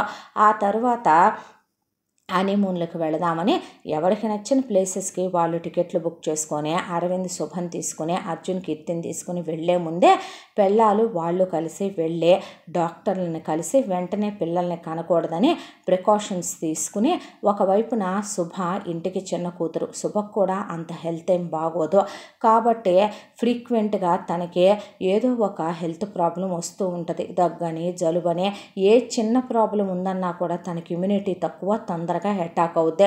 ఇటువైపు సేమ్ ప్రాబ్లం అర్జున్కి కూడా ఉంది. అరవింద్ తర్వాత వెంటనే పుట్టడం వల్ల సరిగ్గా తను ఎదక్కపోవటమో ఏవో కానీ అర్జున్కి ఏదున్నా సరే బయట కొంచెం క్లైమటికల్ చేంజ్ వస్తే ఆపకుండా ఒక 40-50 తుమ్ములు వచ్చి సైనస్ వచ్చి మనిషికి మైగ్రేన్ ఉండి ఒక వారం 10 రోజులు చీకట్లో ఉండి లేవడం. దాంతో వెంటనే పిల్లల్ని కనకూడదు, వీళ్ళే చిన్నపిల్లలు, వీళ్ళకే మెచ్యూరిటీ లేదనే దాంతో ప్రికాషన్స్ తీసుకుని ముందు మీరు వాడటం కన్నా మీ వైఫులకి తీసుకోవటం బెటర్ అంటే వాళ్ళకి ఆ ఏర్పాట్లు చేయించుకొని మరి హనీమూన్లకు వెళ్ళారు. ఆ తర్వాత హనీమూన్లో హ్యాపీగా గడిపిన తర్వాత 1 మంత్కి తిరిగి వచ్చారు. తిరిగి వచ్చిన తర్వాత ఎవరి కాపురాలు వాళ్ళు పెట్టుకున్నారు. సరే, పెద్ద కొడుకు కాపురం గురించే అబ్జర్వ్ చేద్దాం, ఎలా చేస్తుందో పెద్ద కోడలు పెద్ద కొడుకుతో కాపురం అని. వైశాలి హాల్లో కూర్చొని నావెల్స్ అడ్డం పెట్టుకుని న్యూస్ పేపర్లు అడ్డం పెట్టుకుని అటు ఇటు తిరుగుతున్నట్టుగా పూజ గదిలో నుంచి మొత్తానికి ఎట్నుంచి చూసినా వ్యూ కనపడేలాగానే ఇచ్చింది వాళ్ళకి ఇచ్చిన ఆ రెండు గదులు. కాబట్టి ముందు పెద్దోడి సంసారం అబ్జర్వ్ చేద్దామని అబ్జర్వ్ చేయటం మొదలుపెట్టింది. అరవింద్ తెల్లవారుజామున 5 గంటలకి నిద్ర లేచాడు. నిద్ర లేచిన తర్వాత శుభ నిద్ర లేవంగానే లేవలేకపోతుంది, కళ్ళు మూతలు పడిపోతున్నాయి. లేపి భుజం మీద ఒక అరగంట పడుకోబెట్టుకున్నాడు. ఆ తర్వాత ముద్దులు పెట్టుకున్నాడు, దగ్గరికి తీసుకున్నాడు, ఒళ్ళో పడుకోబెట్టుకున్నాడు. ఆ తర్వాత భార్యని లేపి బ్రష్ చేసుకోవటానికని బాత్రూంలోకి పంపించి జిమ్ బట్టలో తనే తొడిగాడు. తొడిగిన తర్వాత కూర్చోబెట్టి పెళ్ళానికి గ్రీన్ టీ తాగించుకున్నాడు. తాగించుకున్న తర్వాత హెయిర్ అంతా దగ్గరికి కోమ్ చేసి పోనీటైల్ పెట్టాడు. పోనీటైల్ పెట్టా కాళ్ళు ఒళ్ళో పెట్టుకొని సాక్స్ వేసి షూ వేసి ఆ తర్వాత జాగింగ్కి తీసుకెళ్ళాడు. అటు నుంచి జిమ్ముకి తీసుకెళ్ళాడు. రాగానే అరటిపండు తింటే ఒళ్ళొస్తుందని ప్రోటీన్ షేకులు లాంటి తాగదు పెద్ద కోడలు. కాబట్టి పెద్ద కోడల కోసం ఫ్రెష్గా ఫ్రూట్ జ్యూస్ చేశాడు. ఫ్రూట్ జ్యూస్ చేసి దాన్ని కూర్చోబెట్టి తాగించుకున్నాడు. తాగించుకొని ముందు తను వెళ్ళి ఫ్రెష్ అయ్యి వచ్చాడు. ఫ్రెష్ అయ్యి వచ్చి పెళ్ళాంతో పాటే తాగాడు తను కూడా జ్యూస్. ఆ తర్వాత భార్యని తీసుకెళ్ళి తల రుద్ది శుభ్రంగా తల స్నానం చేయించి ఒళ్ళు రుద్ది స్నానం చేయించి తీసుకొచ్చి ఏ బట్టలు వేసుకోవాలో ఇన్నర్స్ దగ్గర నుంచి అన్నీ తనే తొడిగి ఆ తర్వాత పెళ్ళానికి తనే లిప్స్టిక్ వేసి తర్వాత తల దువ్వి చక్కగా ఫ్లక్కర్ పెట్టాడు. ఆ తర్వాత ఇన్స్టెంట్ ఫుడ్స్ ఏమీ పెట్టాల, చక్కగా దోశ బ్యాటర్ వేసుకోవటం, ఇడ్లీ బ్యాటర్ వేసుకోవటం. వీడు ఎప్పుడు వేసాడో అనుకుంది వైశాలి. నేను అలాగే పెంచాను వీడిని, కాలు కందకుండా చెయ్యి అరగకుండా పెంచితే నేను వీడిని అనుకుంటే ఫ్రిడ్జ్లో నుంచి తీశాడు. తీసి చక్కగా దోశలు పోసాడు. 2 దోశలు తను 2 దోశలు తన భార్యకి నోట్లో పెట్టాడు. చక్కగా ఫ్లేవర్ఫుల్గా భార్యకి ఇష్టమైనట్టుగా చికెన్ బిర్యానీ చేశాడు. దాంతోపాటు చక్కగా బెండకాయ ఫ్రై చేసి వైట్ రైస్ కుక్కర్లో పెట్టాడు. పెట్టిన తర్వాత మళ్ళీ తను ఒకసారి స్నానం చేసి వచ్చాడు. ఆఫీస్కి రెడీ అయ్యాడు. కావలసినవన్నీ శానిటైజ్ చేసి ల్యాప్టాపు ఛార్జర్లు అన్నీ సర్దుకున్నాడు. ఆ తర్వాత తను రెడీ అయిన తర్వాత కొన్ని స్నాక్స్ ఒక డబ్బాలో పెట్టుకొని, బిర్యానీ ఒక డబ్బాలో పెట్టుకొని, రైతా ఒక డబ్బాలో పెట్టుకొని, బెండి ఫ్రై అన్నం డబ్బాలో పెట్టుకొని లంచ్ బాక్స్ కట్టుకున్నాడు. పెళ్ళానికి అన్నీ డైనింగ్ టేబుల్ మీద పెట్టాడు. పెరుగు పులిచిపోద్దని ఫ్రిడ్జ్లో పెట్టాడు.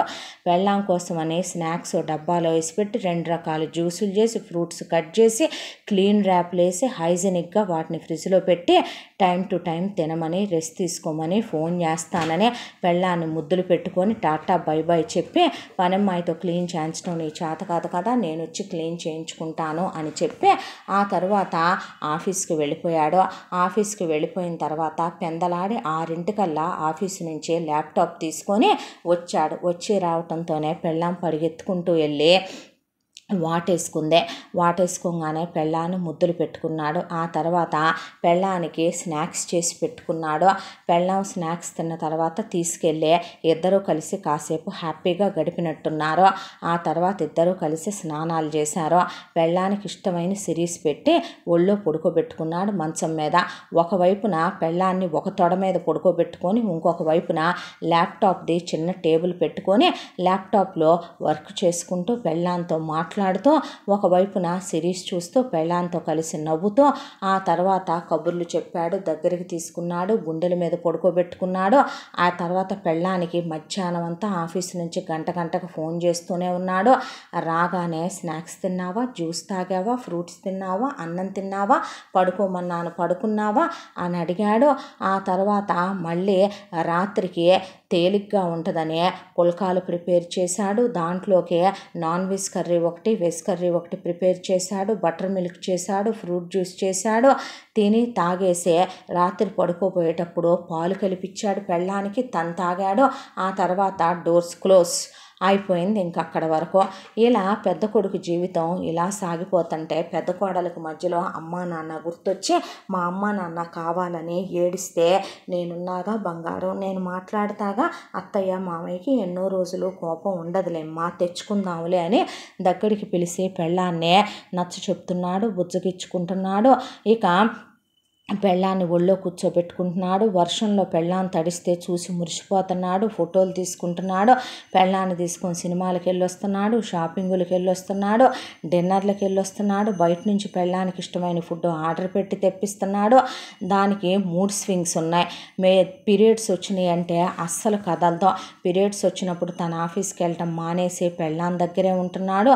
పెళ్ళానికి చాలా మూడ్ స్వింగ్స్ ఉండే.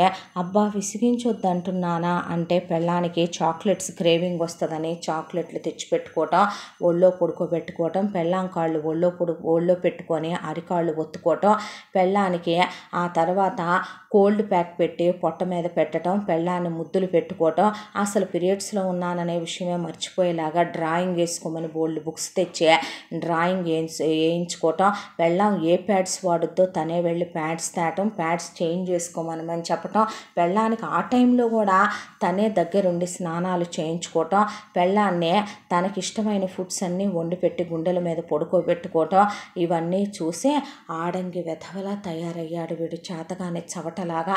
నేను అసలు వీడిని ఇలాగే కన్నానా, ఇలాగే పెంచానా, ఎంత పర్ఫెక్ట్గా పెంచేదాన్నే, అసలు ప్రతి విషయం కూడా ఎలా ఉండాలనుకుంటాను నేను, ఎంత పర్ఫెక్షనిస్ట్ నేను, అలాంటిదే వీడు దానికి ఎదురెదురు చేయటం ఏంటే, అసలు దాని అమ్మా బాబు అలా ఎలా పెంచారు దాన్నే, వెంటనే ఎవరికి చెప్పాలో అర్థం కాక గోడు మొగుడికి చెప్పుకుందాం అనుకుంటే ఆయన లైబ్రరీకి వెళ్ళాడు. ఈలోపు అరవింద్ లేనప్పుడు పనమ్మాయి వెళ్ళకూడదు వాళ్ళ ఇంటి దగ్గరికి.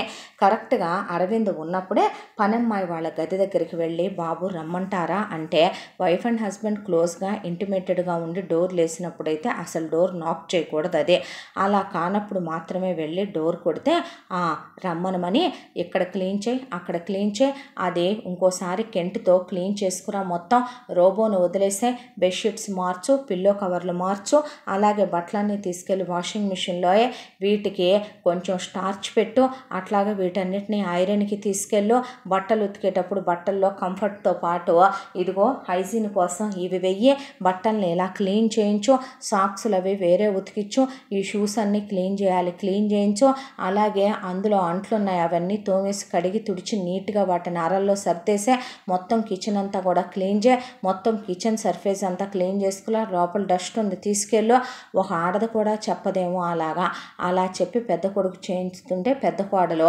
ర్యాకింగ్ చైర్లో పడుకొని మొగుడు ఫ్రూట్స్ కట్ చేసి ఇస్తే తింటూ కార్టూన్ నెట్వర్క్ చూస్తుంది. ఒళ్ళు మండిపోయింది వైశాలికి. శంకర్రావు అప్పుడే లైబ్రరీ నుంచి వచ్చి ఆయన రూమ్లోకి వెళ్తే ఏమండి అనుకుంటూ వెళ్ళింది. ఏంటి వైశాలి అన్నాడు ఆయన. చూసారా పెద్దోడిని నేను ఎలా పెంచానండి అంటే ఏమైంది ఇప్పుడు వాడికి, ఏమైందని కాదండి, మీకు విషయం తెలుసా, అసలు అది ఆడదైనా ఆడపుట్టకే పుట్టిందండి అనకూడదులే, కానీ వాడు వంట చేయటం ఏంటండి, వాడు దానికి స్నానం చేయించడం ఏంటి, వాడు దానికి ప్యాడ్స్ చేంజ్ చేసుకోమని చెప్పటం ఏంటి, వాడు దానికి ఎదురెదురు సేవలు చేయటం ఏంటంటే నాకు అర్థం కాలేదు. అసలు ఏం జరుగుతుందో తెలుసా, ఇలా జరుగుతుంది, పూజ వాడే చేస్తున్నాడు, పెళ్ళానికి పొట్టు వాడే పెడుతున్నాడు, పెళ్ళాం కాళ్ళకి సాక్సులు వాడే వేస్తున్నాడు, జాగింగులకు వాడే తీసుకెళ్తున్నాడు, అన్నీ వాడే చేస్తున్నాడు. పైగా పెళ్ళానికి బుజ్జి మనకి ఇంత లాభాలు వచ్చినాయిరా, మనకి ఇంత కలిసి వచ్చిందిరా, మనం వీటిల్లో ఇన్వెస్ట్ చేస్తున్నావురా, మన బిజినెస్ని ఇంకా కొన్ని బ్రాంచ్లు మనం పెంచుతున్నావురా, అవునా నీ ఇష్టం అని, అదంటే దానికేం తెలుసని దానికి చెప్పుకొస్తున్నాడు వీడు. అసలు అదెలాగండి ఎంటెక్ చదివింది, దానమ్మ ఎలాగండి అసలు ఇలా పెంచింది, ఒక్క ఆడలక్షణం ఉందా దాని దగ్గర, అసలు అన్నీ మొగుడెదురెదురు చేయటం ఏంటండి, ఆడంగి సన్నాసిలా చవట సన్నాసిలా తయారయ్యాడు వీడు. అసలు వాళ్ళకన్నీ నేను ఎలా ఎదురెదురు ఉంచేదాన్నే, ఇద్దరు వంటమ్మాయిలు ఎందుకు చేతి కింద పెట్టుకున్నాను నేను, అసలు ఎంత పర్ఫెక్షన్లో నన్ను మించిన వాళ్ళు ఉన్నారా, టమాటా ఇంత డయామీటర్లోనే కట్ చేయాలి, ఉల్లిపాయ ఇలా ఉండాలి అని నేను ఎలా పెంచుకుంటూ వచ్చాను. చివరికి ఎలా తయారయ్యాడండి వీడు అన్న తర్వాత, ఇప్పుడు ఏంటంటావైతే అన్నాడు ఆయన. ఏంటో, ఇదేనా వాళ్ళు తీసుకొచ్చుకున్న బెస్ట్, ఇదేనా వాళ్ళు తీసుకొచ్చుకున్న బంపరు, ఇదేనా వాళ్ళు తీసుకొచ్చుకున్న సూపరు, నేను తీసుకొచ్చే అమ్మాయిల కన్నా ఇవి ఎందులో పర్ఫెక్టు, వాటమ్మకి అసలు అనకూడదులే కానీ పెద్దదాని అమ్మకి దాన్ని పెంచటం వచ్చిందా, ఒక ఆడతనం ఆడలక్షణమే లేదండి దాని దగ్గర, నాకు నచ్చలేదు, మీరేమైనా అనుకోండి, వీళ్ళు ఎన్నాళ్ళు కలిసి ఉంటారో గ్యారంటీ లేదు నాకు అనేసి మూతి తిప్పుకుంటూ వెళ్ళిపోయి, ఎన్నాళ్ళు చిన్న కొడుకుని అబ్జర్వ్ చేయలేదని తెల్లారి నుంచి చిన్న కొడుకుని అబ్జర్వ్ చేయటం మొదలుపెట్టింది వైశాలే. ఇక అర్జున్ విషయానికి వస్తే అరవింద్కి క్వైట్ ఆపోజిట్ అర్జున్. ఇక అర్జున్ పొద్దున్నే నిద్ర లేకవడం, 50 సార్లు చిన్న కోడలు లే లే లే లే మా బుజ్జు కదరా, మా బంగారం కదరా, లే ఏ నిద్ర లేవేంటి, ఎంతసేపు స్టూపిడ్ ఫెలో అని ఇలా లేపకూడదు, హర్ట్ అయిపోతాడు. చాలా సెన్సిటివ్ శుభ కానీ అర్జున్ కానీ. దాంతో ఇక అర్జున్ని మా బంగారం కదమ్మా లేమ్మా అనే 50 సార్లు చెప్తే నేను లేవను అనే ఆ అమ్మాయిని లాక్కున్నాడు, ముద్దు పెట్టుకున్నాడు. మళ్ళీ ఎర్లీ మార్నింగ్ ఇంటిమేట్ అయ్యాడు. ఆ తర్వాత ఆ అమ్మాయి మళ్ళీ లేపి ఆ తర్వాత ఫ్రెష్ అయ్యొద్దు కానీ రమ్మనమని బ్రష్ మీద పేస్ట్ వేసిస్తే అప్పుడు వెళ్ళాడు. ఆ తర్వాత వచ్చి రాగానే గ్రీన్ టీ పెట్టించినట్టుంది. ఆ తర్వాత షూస్ అవన్నీ వేసి అక్కడి నుంచి జాగింగ్ తీసుకెళ్ళి జిమ్కి వెళ్ళొచ్చారు. ఆ తర్వాత రోజుకో రకం ఫ్లేవర్డ్ మిల్క్ తాగుతాడు చిన్న కొడుకు, రోజు ఒకటే తాగడం కాబట్టి ఈరోజు నీకోసమని ఈ ఫ్లేవర్ మిల్క్ చేశాను, తాగమ్మా అని తాగించుకోవాలి. ఆ తర్వాత ఆ అమ్మాయే దగ్గరుండి నువ్వు స్నానం చేయించని గారాలు పోతాడు, స్నానం చేయించాలి. ఆ తర్వాత ఆ అమ్మాయి టిఫిన్ చేసేటప్పుడు 100 సార్లు చెవు పక్కన ఫూ ఫూ ఫూ ఫూ అని ఊది విసిగిస్తాడు. ఒక రకంగా వైశాలికే లాగి దవడ మీద పెట్టి కొట్టాలనిపించింది కొడుకునే. ఆవిడకి అసలు అలాంటివి నచ్చవు. దానికి తోడు పెద్ద పెద్ద సౌండ్లు చేసి బెడ్రూమ్లో పెళ్ళాన్ని ఆట పట్టించడం, గిల్లటం, గిచ్చటం, పెళ్ళాంతో ఇంటిమేషన్ టైంలో కూడా బయటకు అరుపులు కేకలు వినపడితే అర్జును అంత వైల్డ్ రొమాన్స్ చేస్తాడో, పెద్దోడు ఎంత డొమెస్టిక్గా ఉంటాడో అర్జున్ అంత వైల్డ్గా ఉంటాడో. ఆవిడకి దవడ మీద 4 తీయాలని, అసలు ఇదైనా డిసిప్లిన్ అంటే ఎలాగైనా ఉండాల్సిందే, సన్నాసి అనిపించింది ఆవిడికి. ఒకవైపున అర్జున్ ఎంత విసిగిస్తున్నా విసుక్కోకుండా ఈ వైపున ఆఫీసులో వాళ్ళకు ఫోన్ చేసి ఆఫీసులో వాళ్ళని ఆరిసిపారేస్తుంది కోడలు. అది కాకుండా మళ్ళీ తనేం తింటాడో లంచ్లోకి అది ప్రిపేర్ చేసిన తర్వాత వద్దు ఈరోజు బయట తిందాం అంటే నో అనకూడదు, బయటికి తీసుకెళ్ళాలి. దానికి తోడు అర్జున్కి ఒంట్లో బాగోదు, వర్షంలో తడవద్దంటే తడుస్తాడు, వర్షంలో తడవటం ఇష్టం. అదే వర్షంలో నూడిల్స్ తిని ఐస్ క్రీమ్ తిని కూల్గా ఉండి చిల్లు కోకు తాగుతాడు, కాదంటే వినడు. ఈ వెధవేషాలన్నీ ఇదివరకు తన దగ్గర ఉన్నప్పుడు లేవు. కోడళ్ళ దగ్గర సాగించుకుంటారు కొడుకులు, కొడుకుల దగ్గర సాగించుకుంటారు కోడళ్ళని. మేమిద్దరం ఎప్పుడు అలా లేమే అనుకుంది ఆవిడ. ఆ తర్వాత అర్జున్కి వచ్చి మైగ్రేన్ అని వారం రోజులు లైట్ కూడా వేయనివ్వకుండా మూలబడ్డాడు. ఆ అమ్మాయిని కౌగిలించుకొని అలాగే పడుకుంటే ఆఫీస్కి వెళ్లకుండా ఆఫీస్ నుంచి ఫైల్స్ ఇంటికి తెప్పించుకొని ఆఫీసులోనే ల్యాప్టాప్ లైటింగ్ పెట్టుకొని ఆ అమ్మాయి వర్క్ చేసుకుంటూ అర్జున్నే లెమన్ గ్రాస్ టీ అని అదని ఇదని ఇచ్చి గుండెల మీద పడుకోబెట్టుకొని చిన్నపిల్లాళ్ళ ప్యాంపర్ చేసి కొంచెం స్పైసీగా ఉండేటటువంటి ఫుడ్లు సూపులు అర్జున్కి తాగించుకొని అర్జున్ కాసేపు వాకింగ్కి తీసుకెళ్ళి ప్రతి విషయం అలాగే చూసుకోవటం. రోజుకి 4-5 సార్లు ఇంటిమేట్ అవ్వాలి అర్జున్కి. అది ఆడదా ఇంకేమైనానా, అసలు ఇలా తయారయ్యాడు, ఒకసారి తర్వాత ఓపిక ఉంటుందా, ముదరష్టపు వెధవా అనుకుంది వైశాలే. నో అనకూడదు, కాదనకూడదు. ఇప్పుడు కాదమ్మా బుజ్జి, ఒక్క 10 నిమిషాలు అంది కీర్తి. అంతేలే, నువ్వు అందరు ఆడవాళ్ళలాగానే పెళ్ళైపోయాక ఫర్ గ్రాంటెడ్ తీసుకుంటున్నావా, నా మీద ప్రేమ తగ్గిపోతుందా అని అనేపాటికి కాదమ్మా నీకు ఇష్టమైంది వండుతున్నానురా అంటే ఏం కాదో అది వదిలేసే తర్వాత వండుకోవచ్చు, నాకు ఇప్పుడే నువ్వు కావాలనిపిస్తుంది అని తనకిష్టమైన రోజైతే తనే డ్రైవ్ చేసుకుంటూ రాత్రి 2ంటికి లాంగ్ డ్రైవ్ తీసుకెళ్తాడు. ఆ అమ్మాయి నిద్రపోకూడదు, కబుర్లు చెప్పుకుంటూ వెళ్ళాలి. ఆ తరువాత ఒక రోజున నేను ఒక స్పెషల్ ప్లేస్ బుక్ చేశాను అని చెప్పాడు కీర్తికి. ఎందుకు ఇప్పుడు అక్కడికి అంటే, పెళ్ళికి ముందు నేను ఎన్నిసార్లు లిప్ లాక్ అడిగినా ఇచ్చావా, నేను ఇంటిమేట్ అవుదామంటే ఒప్పుకున్నావా, ఆ ఒక్కటి అడగొద్దని ప్రామిస్ తీసుకున్నావా లేదా, నా దగ్గర నుంచి ఇప్పుడు పెళ్ళయింది నువ్వు నో అంటానికి కూడా లేదు, నాకు లైసెన్స్ ఉంది కాబట్టి అక్కడ మనం కారులో ఇంటిమేట్ అవ్వచ్చు, అక్కడ ఎవరి గురించి పట్టించుకోరు, కారులో ఏముందిరా విమానాల్లో అవుతున్నారు, చెట్ల కింద అవుతున్నారు, అంతేలేరా గ్రావిటీ ఫోర్స్ ఉన్న చోట గ్రావిటీ ఫోర్స్ లేని చోట పనికి మాల సన్నాసే ఇలా తయారయ్యావు అనుకునేలోపు ఒకరోజు అర్జున్ని తీసుకొని కీర్త అలా వాకింగ్కి వెళ్ళేసరికి ఆఫీసు నుంచి ఒక అమ్మాయి వచ్చింది. ఎట్రా అంది వైశాలి. చెప్పండి మేడం అన్న తర్వాత, ఆఫీసులో ఎలా ఉంటారు వీళ్ళు, కీర్తి మేడంకి ఏమైంది మేడం, అంతా కీర్తి మేడమే చూసుకుంటారు, అర్జున్ సారు అలా కూర్చుంటారు అంతే, ఫస్ట్ నుంచి కూడా మొత్తం డెసిషన్ మేకర్ అంతా మేడమే, అన్నీ మేడమే చూసుకొస్తారు. ఇంకో 4 బ్రాంచెస్ కొత్తగా ఓపెన్ చేయబోతున్నాం, ఇంకొక వైఫ్ అయితే ఏమోలే కానీ ఆఫీస్లో చాలామంది లేడీస్ స్టాఫ్ ఉంటారండి, కానీ అర్జున్ సార్ ఎవరి వైపు కన్నెత్తి చూడరు, ఏది చెప్పాలన్నా ఏది మాట్లాడాలన్నా మీటింగ్లో మొత్తం మేడం ముందు సార్తో మాట్లాడి సార్కి చెప్పి సార్తో డిస్కస్ చేస్తారు, ఏదున్నా అంతా మేడమే చేసి సార్ని ముందు నుంచోబెట్టి మొత్తం క్రెడిట్స్ అన్నీ సార్కే ఇస్తారు. సార్కి మేడం అంటే చాలా ఇష్టం, పెళ్ళి కాకముందు నుంచి మేడం ఉన్నారు కదా, మేడం ఏ డెసిషన్ అయినా సరే మేడమే తీసుకొని చాలా గట్టిగా మాట్లాడతారు. మేడం స్టాఫ్తో కానివ్వండి, క్లయింట్స్తో కానివ్వండి, బిజినెస్ డీలింగ్స్ ఏదున్నా సరే ఎలా మాట్లాడాలి ఏం మాట్లాడాలి అన్నీ కూడా మేడమే చెప్తారండి. వాళ్ళిద్దరూ మేడ్ ఫర్ ఈచ్ అదర్ కపుల్లా ఉంటారు. ఫ్యామిలీ గురించి ఏమంటది మా కోడలు, మా ఫ్యామిలీ మాకు అండగా ఉండబట్టే ఇంట్లో పనులన్నీ మా అత్తయ్య గారు చూసుకోబట్టే మేము ఇంత ఫ్రీగా ఆఫీసులో వర్క్ చేసుకోబోతున్నాం, మాకు మా అత్తయ్య గారి సపోర్ట్ మా మావయ్య గారి ఎంకరేజ్మెంటు చాలా ఉంది కాబట్టి మేము ఈ రోజున ఈ పొజిషన్కి వచ్చాం అంటారు మేడం అన్న తర్వాత, ఇక మేడం వాళ్ళు వస్తున్నట్టున్నారు, నేను వెళ్తాను మేడం, ఫైల్స్ మీద సైన్ పెట్టుకోవాలి అని చెప్పి వెళ్ళిపోయింది ఆ అమ్మాయి.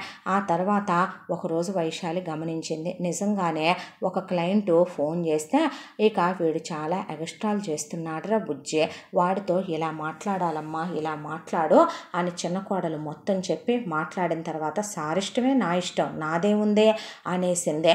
అసలు వీడు ఎందుకు ఎంటెక్ చదివాడు పనికి మాలిన సన్నాసే, అసలు వీడు ఏం చేస్తున్నాడో, వీడు ఆఫీసులోనూ ఏమీ చేయట్లా వీడింట్లోనూ ఏమీ చేయట్లా, సంసారం కాపురం తప్ప అన్న తరువాత మాట వరుసకి ఒక రోజున ఎవరో ఒక బంధువుల ఆవిడ వచ్చి వెళుతూ అర్జున్ అరవింద్ ఎదురయ్యేసరికి బాగున్నారా నాన్న అంటే, బాగున్నామా అంటే అన్నాక, బాగున్నారమ్మా అన్నాక, మీరు వెళ్ళండి లోపలికి అన్నారు పెళ్ళాలనే. లోపలికి వెళ్ళిపోయారు వాళ్ళు.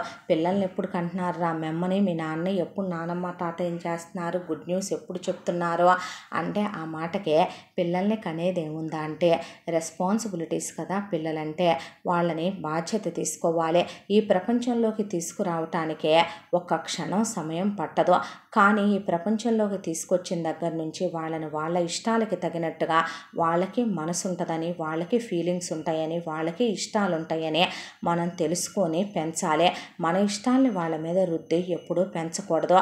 నా వైఫ్ ఇంకా చిన్నదే కదా అంటే, పైగా తనకే అంత హెల్త్ కండిషన్ కూడా బాగోదు, మా అత్తయ్య గారు కాలు కింద పెట్టకుండా కూతుళ్ళిద్దరిని చాలా గారాభంగా పెంచారు, మా తోడలుడు మా వదిన గారిని అలాగే చూసుకుంటాడు, శుభని కూడా నేను అలాగే చూసుకుంటున్నాను, ఇప్పుడైతే ప్రస్తుతానికి ప్లానింగ్లో ఉన్నాం, కొన్నాళ్ళు అయిన తర్వాత అప్పుడు ప్లాన్ చేసుకుంటాను, ఎలా ఉన్నారు అంకుల్, ఎలా ఉన్నారు మీ పిల్లలు అని అడిగేసి చాలా పద్ధతిగా అరవింద్ పక్కకు తప్పుకున్నాడు. ఇక అర్జున్ అడిగింది ఆవిడ.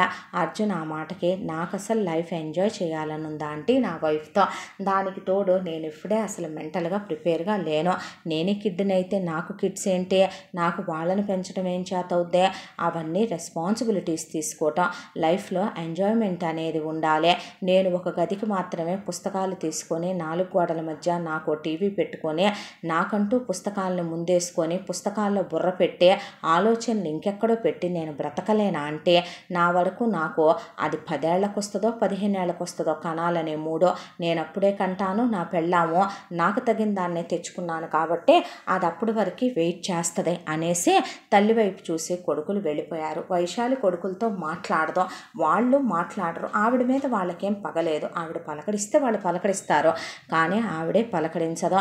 శంకర్రావు గారు మాత్రం పైన నుంచి పిల్లలు వెళ్ళేటప్పుడు చెయ్యి ఊపితే ఆయన్ని చూసి పిల్లలు నవ్వేసి వెళ్ళిపోతారు. ఆయన మాట్లాడితే తను ఒప్పుకోదు కాబట్టి పిల్లల్ని హ్యావ్ ఏ గుడ్ డే అని, గుడ్ మార్నింగ్ అని ఆయన మెసేజ్లు పెడతాడు పిల్లలకి. మాట్లాడటం చూసినా ఊరుకోదు, రోజు ఆయన ఫోన్ చెక్ చేస్తుంది కాబట్టి మెసేజ్లు డిలీట్ చేసేస్తాడు. నా పిల్లలతోనే నేను దొంగలా బ్రతకాల్సి వస్తుంది ఏంటో అనే బాధ ఆయన గుండెల్లో చాలా కాలంగా ఉంది. ఇలా చిన్న కొడుకు కాపురాన్ని కూడా అబ్జర్వ్ చేసిన తర్వాత కొడుకులిద్దరూ తనను ఉద్దేశించి ఇలా మాట్లాడేసరికి వచ్చిన చుట్టాలావిడ మారాలి వైశాలి, ఎప్పుడూ ఒకేలాగా మనుషులు పరిస్థితులు ఉండకూడదు. మా తాతలు పిలకలు పెట్టుకొని తిరిగారు, వాళ్ళు బుడ్లో వాచ్లు పెట్టుకున్నారు, అలాగే గాంధీ గారు కొల్లాయి కట్టుకున్నారు, మేము కూడా అలాగే ఉంటామని పంచకట్టి చొక్కా వేసుకోము, పై పంచ వేసుకుంటామంటే అయిపోద్దా? ఒకప్పుడు మన వాళ్ళు విదేశీ వస్త్రాలు వేసుకోవద్దన్నారు, ఉప్పు సత్యాగ్రహాలు చేశారు. ఈ రోజున మనకు మరి ఇండిపెండెన్సీ వచ్చిందంటున్నాం. ఆ ఇండిపెండెన్సీ నిజానికి ఫ్యామిలీస్లో కోడళ్లలో కొడుకుల్లో కూతుళ్ళల్లో వచ్చిందా? మన కూతురైతే ఏం చేసినా కరెక్ట్ అనుకొని పరాయింటి నుంచి వచ్చిన పిల్లలంటే ఏం చేసినా రాంగ్ అన్నట్టు మాట్లాడకూడదు. నిజం చెప్పమంటావా? ఎవరు పర్ఫెక్షన్తో ఉన్నారంటావు ఇక్కడ? ఎవరు 100% పర్ఫెక్ట్ అంటావు ఇక్కడ? ప్రతి మనిషిలోనూ లోపాలుంటాయి. ఎంచుకుంటూ వెళ్తే, అర్థం చేసుకుంటూ వెళ్తే ప్రతి మనిషిని కూడా మనం అవన్నీ కూడా దూది పింజల్లా ఎగిరిపోతాయి. తల్లిదండ్రులుగా పిల్లలకి దగ్గరగా ఉండాల్సిన సమయంలో పిల్లల మనసులు బాధ పెట్టి మనం బావుకునేదే ఉందే. అలా అనుకుంటే మాకు కోట్ల రూపాయల ఆస్తులున్నాయి, మా ఆయన పెద్ద బిజినెస్ రంగంలో ఉన్నాడు, అది నీకు తెలుసు. నాకుంది 2 మగపిల్లలే. నా పెద్ద కోడలు పెద్ద పోరంబోకలది, పనికి మాలింది, లో క్లాస్ది. లో క్లాస్ది అయినంత మాత్రాన బుద్ధులు లో క్లాస్గా ఉండక్కర్లేదు. చీప్ క్యారెక్టర్ కూడా దాందే. ఉన్నది మొత్తం వాడికే కావాలనుకునే తత్వం నా పెద్ద కొడుకుదే. చేసుకొని తీసుకొచ్చుకున్నాం, బాగానే ఉందే. ఎప్పుడూ ఆ అమ్మాయి ఎంతసేపు క్యాలిక్యులేటెడ్గా మాట్లాడుద్దే తప్ప ఆ మాటలో ప్రేమ, అనురాగం, ఆప్యాయత ఇవేవి ఉండవు. వాళ్ళమ్మ అలాంటిదే, వాళ్ళ నాన్న అలాంటి వాడే, వాళ్ళ ఫ్యామిలీ అలాంటిదే. నా కొడుకే సరైన వాడు కానప్పుడు ఒకరిని అనాల్సిన అవసరమే ఉందే. ఇక మా చిన్నోడి విషయం, ఏదున్నా కోపం చాలా ఎక్కువ, అన్నదమ్ముల మధ్య బాండింగ్ చాలా తక్కువ. నీ 2 పిల్లలు ఉన్నట్టు నా పిల్లలు ఎప్పుడూ ఉన్నది లేదు. దానికి తోడు మా చిన్నోడు ఏదున్నా సరే స్ట్రైట్గా చెప్తాడు. వాడి హక్కు ఏదైతే ఉందో దాన్ని వాడు వదులుకోడు, పక్కన వాళ్ళది కావాలని అనుకోడు. వాడు ఒక అమ్మాయిని అనుకోకుండా పెళ్లిలో చూసి ఇష్టపడ్డాడు. ఆ అమ్మాయి చుట్టూ తిరిగే ఆ అమ్మాయే నాకు కావాలి అని అన్నాడు. ఆ తర్వాత ఇక వాడికున్న బ్రేకప్ విషయం చెప్తే ఆ అమ్మాయి సెన్సిటివ్ అని వాడు చెప్పలేదు, నేను చెప్పొద్దన్నాను, మా వారు వద్దన్నారు. అయితే ఆ విషయం తర్వాత ఆ అమ్మాయి వాళ్ళకి తెలిసి, అమ్మాయికి ఫాదర్ లేరు, వాళ్ళమ్మ భయపడే సింగిల్ పేరెంట్ కాబట్టి రేపొద్దున ఇంకే విషయాలు దాస్తామన్న ఆవిడ పిల్లనివ్వనంటే చెప్పకుండా మా వాడు తాళి కట్టి పెళ్లి చేసుకున్నాడు ఆ పిల్లనే. తర్వాత కూర్చోబెట్టి అర్థమయ్యేలా ఆమెకి పిల్లకి చేతులు పట్టుకొని చెప్పాం. కోడలుగా అడుగు పెట్టిందే. మా చిన్న కోడలు ఎంత అండర్స్టాండింగ్ అంటే, మా చిన్నోడికి ఉన్నటువంటి ఆకాశానికి ఎగిరిపడే కోపానికి భూదేవంత ఓర్పు ఆ పిల్లకి కోపం ఉంటుంది, కానీ అంతకు మించిన సహనం, ఓర్పు ఉంటుంది. ఆలోచించి ఆచితూచి అడిగేయాలని చెప్పుద్ది చిన్నోడికి. బిజినెస్ ఆ పిల్ల వచ్చాక బాగా డెవలప్ అయింది. ఆ పిల్ల కూడా బిజినెస్ చూసుకుంటుంది. దానికి తోడు ఆ పిల్ల ఇంట్లో ఖాళీగా ఉండదు, మేడ్స్తో పని చేయించుకుంటుంది. మమ్మల్ని రోజు ఫోన్ చేసి పలకరించుద్ది. వచ్చినప్పుడు చాలా ప్రేమ అభిమానాలతో ఉంటుంది. నేనేదైనా కొన్నానంటే నా సెలక్షన్ చాలా బాగుందంటదే. ప్రతిదాన్ని వేలెత్తి చూపించదో. పెద్ద ఫ్యామిలీలో నుంచి వచ్చింది, పెద్ద క్యాస్ట్లో నుంచి వచ్చింది. ఆ గర్వం, అహంకారం ఏ రోజు లేదో. నిజం చెప్పాలంటే మమ్మల్ని వాళ్ళే తక్కువ చేసి చూడాలి, అలా ఎప్పుడూ అనుకోరు. ఆ పిల్ల మా వాడిని చేసుకోవటం వల్ల వాళ్ళ చుట్టాలందరూ దూరం అయ్యారో, అయినా సరే కట్టిన తాళికి కట్టుబడి అలాగే వాడితో కాపురం చేసుకొస్తుంది. మా చిన్నోడు వెంటనే పిల్లల్ని కూడా కనొద్దు, మనం టైం తీసుకుందాం, లైఫ్ ఎంజాయ్ చేయాలన్నాడు. ఆ అమ్మాయి కన్నా 5-6 ఏళ్ళు పెద్దోడు మా చిన్నోడు. అయినా ప్రతి విషయంలో కూడా మా చిన్నోడు ఎంత ప్రేమగా ఉంటాడో తెలుసా, ఆ అమ్మాయిని ఎంత అర్థం చేసుకుంటాడో తెలుసా. ఆ అమ్మాయి కోసం తన లైఫ్ని విస్తరిలా పరిచి వాడి గుండెల మీద అరిచేతుల్లో నడిపించుకుంటూ వెళ్తాడు ఆ అమ్మాయినే. ఆ అమ్మాయి ప్రతిదీ చెప్పుద్దే, కాకపోతే ఆ చెప్పిన ప్రతిదీ కూడా చెప్పే దాంట్లో తనుండదు, భర్తగా వాడినే నుంచోపెట్టుద్దే. మా చిన్నోడి లైఫ్ పెద్దోడి లైఫ్తో పోలిస్తే చాలా బాగుందంటారు ఈయన. అలా ఎంతమంది పిల్లలు ఉంటారంటావు? మనం అర్థం చేసుకోవాలి, వాళ్ళకి మనమే ఇవ్వాలనేది ముందు తెలుసుకోవాలి. క్లాస్ పీకుతున్నాను అనుకుంటావేమో, నీకు అసలే విసుగు కదా, వెళ్ళొస్తాను, పేరంటానికి తప్పకుండా రమ్మనమని మా చిన్న కోడలు పెద్ద కోడలు వ్రతం చేసుకుంటున్నారని ఆవిడ బొట్టు పెట్టి వెళ్ళిపోయింది. ఆ తర్వాత వైశాలి దూసుకొని శంకర్రావు దగ్గరికి వెళ్ళింది. వెళ్ళి చిన్నోడు సంసారం ఇలా ఉంది, చిన్నోడు అసలు ఇలా చేస్తున్నాడు, అసలు చిన్నోడు పెద్దోడు కలిసి ఇప్పుడు వచ్చిన ఆవిడతో ఇలా మాట్లాడారు, అసలు ఇలాగైనా మాట్లాడేది, అసలు చిన్నోడు ఎందుకు ఎంటెక్ చదువుకున్నాడండి నాకు అర్థం కాలేదు, పనికి మాలిన వెధవ, ఆఫీస్ అదే చూసుకోవాలి, ఇల్లు అదే చూసుకోవాలి, ఎంత విసిగిస్తున్నాడో తెలుసా, అసలు ఆడమ్మ బాబులు ఎలా ఆపేసావే అన్నాడు ఆయన. ఏం లేదులేండి అనేపాటికే ఆపేసావేంటే అంటే ఏమీ లేదంటున్నానుగా, ఆపకు, నేను చెప్పనా, నేను కంప్లీట్ చేయనా, వాడి అమ్మ బాబులు ఎంత పోరంబోకల పనికి మాలిన వాళ్ళైతే వాణ్ణలా పెంచారు, అంత లేజీగా, అంత సెన్సిటివ్గా. వాళ్ళ బాబు ఎటు వాళ్ళ విషయంలో చిన్నప్పటి నుంచి కలగ చేసుకోలేదు కాబట్టి వాళ్ళ నాన్న 4 గోడలకి పరిమితమైన చేతగాని ఆడంగి వాజమ్మ వెధవ శంకర్రావు వాడి పేరు కాబట్టి పిల్లల విషయంలో ప్రతి డెసిషను నేనే తీసుకుంటాననే వాళ్ళ అమ్మే రెస్పాన్సిబిలిటీస్ అన్నీ తీసుకొని పెంచుకొచ్చింది వైశాలే. మరి వాళ్ళ అమ్మని ఏ చెప్పుతో కొట్టాలంటావు అలా పెంచినందుకు? ఏమండి నోరు ముయ్యవే, ఊడుకుంటున్నాను కదా అని చెప్పి ఎన్ని సంవత్సరాలు ఇలా నువ్వు ఉండేదే, ఎవరికి ఎక్స్పెక్టేషన్స్ ఉండవు అనుకుంటావు నువ్వు? నా జీవితం మీద నాకు ఒకప్పుడు చాలా ఎక్స్పెక్టేషన్స్ ఉన్నాయి. చదువుకున్నావు, సంస్కారం ఉందే, ఒక మంచి క్యాస్ట్లో నుంచి వచ్చావు, నీ ఫ్యామిలీ బ్యాక్గ్రౌండ్ బాగుందే, ఏ రోజైనా నేనేంటో నా మనసేంటో అర్థం చేసుకున్నావా? నీకు బెడ్రూమ్లో సౌండ్లు చేయకూడదు, బెడ్రూమ్లో చివరికి వైఫ్ అండ్ హస్బెండ్ ఇంటిమేషన్ టైంలో కూడా నీకు నచ్చినట్టు నేనుండాలి, సైలెంట్గా చేసుకుంటూ వెళ్ళిపోవాలి ఏదైనా కూడా. నాకు పెళ్ళవగానే వెంటనే పిల్లల్ని కనాలని లేదు, నాకు పిల్లల్ని కనాలనుందని కనేసావు, కన్నాక పిల్లల్ని నేను ముట్టుకోకూడదు, ముద్దాడకూడదు, దానికి నువ్వు ఆంక్షలు పెడతావు. రెస్పాన్సిబిలిటీస్ వాటికి కూడా ఏంటంటే నువ్వు నీ మీద వేసుకున్న రెస్పాన్సిబిలిటీస్, నువ్వు రిస్ట్రిక్షన్స్ పెడతావు. నాకు బిజినెస్ పెట్టుకోవాలని ఉందే, మా నాన్న ఎటు ఎంకరేజ్ సపోర్ట్ చేయలే, గవర్నమెంట్ జాబ్కు రాయించాడు ఆ మూర్ఖుడు. నువ్వు చదువుకున్నావు, అర్థం చేసుకుంటావు అనుకుంటే ఏ రోజైనా అర్థం చేసుకున్నావా? లైఫ్ సెక్యూరిటీ ఉంటుంది, నువ్వు పోయినా రేపు నాకు పెన్షన్ వస్తుంది, ఈ మాటలు మాట్లాడి నా గుండెని తూట్లు పొడి చేయలేదా నువ్వు? నేను ఒక షర్టు నచ్చి కొనుక్కున్నాననుకో, నువ్వు 100 షర్టులు తెప్పించే నేను తెచ్చినటువంటి షర్ట్లో ఉన్న లోపాలేంటి, నువ్వు తెప్పించిన షర్ట్లో ఉన్నటువంటి పాజిటివ్స్ ఏంటి అనేది చెప్పావు. అసలు నేను సెలెక్ట్ చేసుకున్న నీలోనే ఉన్నాయిగా 190 నెగిటివ్స్.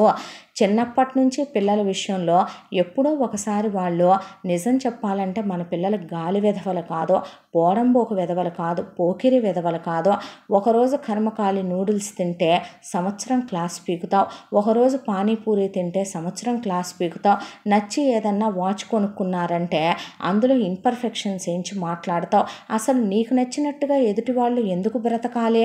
నువ్వెందుకు ఎదుటి వాళ్ళని అర్థం చేసుకోవటానికి ప్రయత్నించో?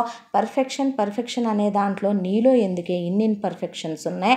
అసలు పెళ్ళైన తర్వాత కూడా నువ్వు పుట్టింటికి వెళ్ళినప్పుడు ఎన్ని గారాలు పోతావు, చిన్నపిల్లవైపోతావు. నీ అన్న పెళ్ళాం కూడా ఒక ఇంటి నుంచి వచ్చిన ఆడపిల్లేననే అర్థం చేసుకునే మూర్ఖులు కాకపోతే మీ అమ్మ నాన్న, మీ అన్న ఒక పశువు కాకపోతే ఏ రోజైనా సరే ఆవిడకు ఒక మనసు ఉందని తెలుసుకున్నావా? అక్కడి నుంచి నీకు కావలసినవన్నీ తెచ్చుకోవటం తప్ప ఇక్కడి నుంచి ఏమన్నా తీసుకెళ్ళటం ఉందా? వెళ్ళగానే గారాలు పోతావు, నీకు పనులు చేయటం చేత కాదు, నీకు అక్కడికి వెళ్ళగానే గోడు ముద్దలు పెట్టాలి, నీ కాళ్ళు ఒళ్ళో పెట్టుకొని మీ వదిన గోరింటాకులు పెట్టాలి. పెద్దవాళ్ళకి రెస్పెక్ట్ ఇవ్వటం అంటే అదేనా? నువ్వు సంస్కారవంతురాలువా? ఎప్పుడైనా మా అమ్మ నాన్న నువ్వు ఏం చెప్పేదానివి, మీ అమ్మ ఎప్పుడు నాతో అమ్మలా లేదు, అత్తలా ఉందే.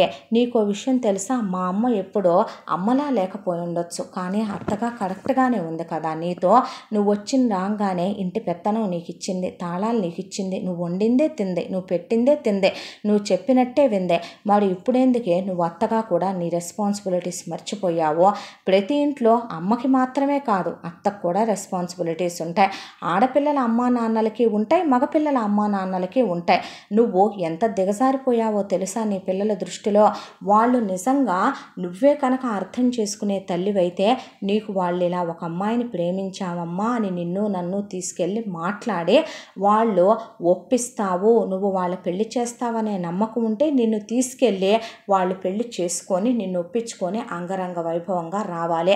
పిల్లల పెళ్ళిళ్ళు మన స్టేటస్ హోదా అని విర్రవీగిపోతావు. వాటికి తగినట్టే జరిగినాయి అంటావా? నువ్వు వాళ్ళ కోసం సంబంధాలు చూసి అమ్మాయిల్ని తీసుకొస్తావా? ఎలాంటి వాటిని తెస్తావో తెలుసా? నీలాంటి వాటినే తీసుకొస్తావు మళ్ళీ వెళ్ళే. అవి పెద్దోడిని ఏమంటాయో తెలుసా? పెద్దోడికి వాడు పనులు చేయటం ఇష్టం, వాడికి చిన్నపిల్ల లాంటి అమ్మాయి భారీగా కావాలి, వాడికి అన్నీ ఎదురెదురు చేసి పెట్టుకోవటం ఇష్టం. అలాంటిదే నువ్వు నన్ను అంటావే, నువ్వు వంటింట్లోకి రావద్దు, నాకు ఉండేదే నీకు వండి పెట్టాలని, వంట చేసుకోవాలని, నిన్ను వెనక నుంచి కౌగులించుకోవాలని, నోట్లో తినిపించాలని. కానీ నేను బెడ్రూమ్లో తప్ప, అది లైట్ తీసి తప్ప ఈ రోజుకి కూడా లైట్ వేసి నీతో కాపురం చేయకూడదు. నలుగురిలోకి వెళ్ళేటప్పుడు నీ ఒంటి మీద నేను చెయ్యకూడదు. ఏంటది అసహ్యంగా? డీసెంట్గా బిహేవ్ చేయి, డీసెన్సీగా ఉండో. పల్లెటూరు బయతువి నువ్వు, కేరా ప్లాట్ఫామ్ ఫుట్పాత్ దానివి నువ్వు, ఒక టౌన్లో నార్మల్ గవర్నమెంట్ కాలేజీలో చదువుకున్న దానివి నువ్వు. నువ్వు 1 గ్రామ్ బంగారం తేలా, నువ్వు 1 రూపాయి కట్న కానుకలు తేలా. ఏ రోజైనా మా అమ్మ నాన్న నీ మీద దాష్టికం చలాయించి అధికారాలు చూపించారా? సొంత కూతురు కన్నా ఎక్కువగా చూసుకున్నారు. మరి నువ్వెందుకే కోడళ్ళని అర్థం చేసుకోవు? ఆ పెద్ద పిల్లని వాళ్ళ అమ్మ నాన్న నిజంగానే గారాబంగా పెంచుకుని ఉండొచ్చు, ఆ పిల్లకి హెల్త్ ఇష్యూస్ ఉండొచ్చు, వాడికి ఇష్టమైంది కదా, వాడికి నచ్చింది కదా, వాడు అమ్మాయిని అర్థం చేసుకుంటున్నాడు కదా. మరి నువ్వు మృగానివి కాదు కదా, నువ్వు ఆడదానివి కదా, అమ్మవి కదా, మనిషివి కదా, నువ్వెందుకు అర్థం చేసుకోలేకపోతున్నావు? మరి నీ చిన్న కొడుకులో నీకు ఇన్పర్ఫెక్షన్స్ కనపడుతుంటే నీ చిన్న కోడలికి వాడిలో చంటి పిల్లాడు కనపడుతున్నాడు, తొలి కొడుకు కనపడుతున్నాడు. ఆ అమ్మాయి వాడికి చేసే దేన్ని విసుక్కోటల్లా ఇష్టంగా చేసుకుంటుంది.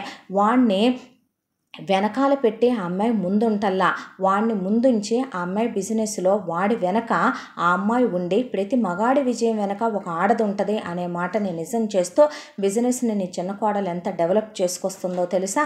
ఒకవైపు బిజినెస్, ఒకవైపు ఇల్లు, ఒకవైపు మొగుడు, పనమ్మాయిని పిలిచి పనులు చేయించుకుంటూ నీ చిన్న కొడుక్కి తగినట్టుగా ఉంటూ ఒకవైపున బిజినెస్లో నెంబర్ 1 ప్లేస్లోకి వెళుతుంది నీ చిన్న కోడలు. నీ చిన్న కొడుకుని వెంట పెట్టుకొని కలిసి అడుగులు వేస్తున్నారు వాళ్ళు. ఇప్పుడు నీ పెద్ద కొడుకు విషయంలో నీ పెద్ద కొడుకు ప్రతిదీ నీ కోడలికి ఎందుకు చెప్తాడో తెలుసా? రేపొద్దున తనకు అన్నీ తెలియాలనే. ఏదైనా జరగడానికి జరిగిందే అంటే ఆ అమ్మాయికి కూడా ఆర్థిక స్వతంత్రత ఉండాలనే నీ కొడుకు బిజినెస్ మొత్తం సగం మీద నీ కొడుకు కోడలి పేరు మీద ఉంది. అది నీకు తెలుసా? జాయింట్ అకౌంట్లో ఉన్నాయి. అది నీకు తెలుసా? డబ్బులు వాడు ప్రతి ప్రాపర్టీ కొని పెళ్ళాం పేరు మీద పెడుతున్నాడు. అది తెలుసా? పిల్లల్ని వెంటనే వాళ్ళు ఎందుకు కనాలనుకోవటం లేదు? పెద్ద అమ్మాయికి హెల్త్ బాగోదు, రెండో వాడికి ఆరోగ్యం బాగోదు, పైగా రెండో వాడికి పిల్లల రెస్పాన్సిబిలిటీస్ తీసుకోవడం నచ్చదు. వాళ్ళ మొగుళ్ళకి పెళ్ళాలకి తగినట్టుగా వాళ్ళు వెళుతుంటే నువ్వెప్పుడు అలా ఉన్నావే? నువ్వెప్పుడు అర్థం చేసుకున్నావే? ఇంటికి ఆ పిల్లలు కోడళ్ళగా వచ్చారో వాళ్ళ అమ్మా నాన్నల దగ్గరికి వెళ్ళావా?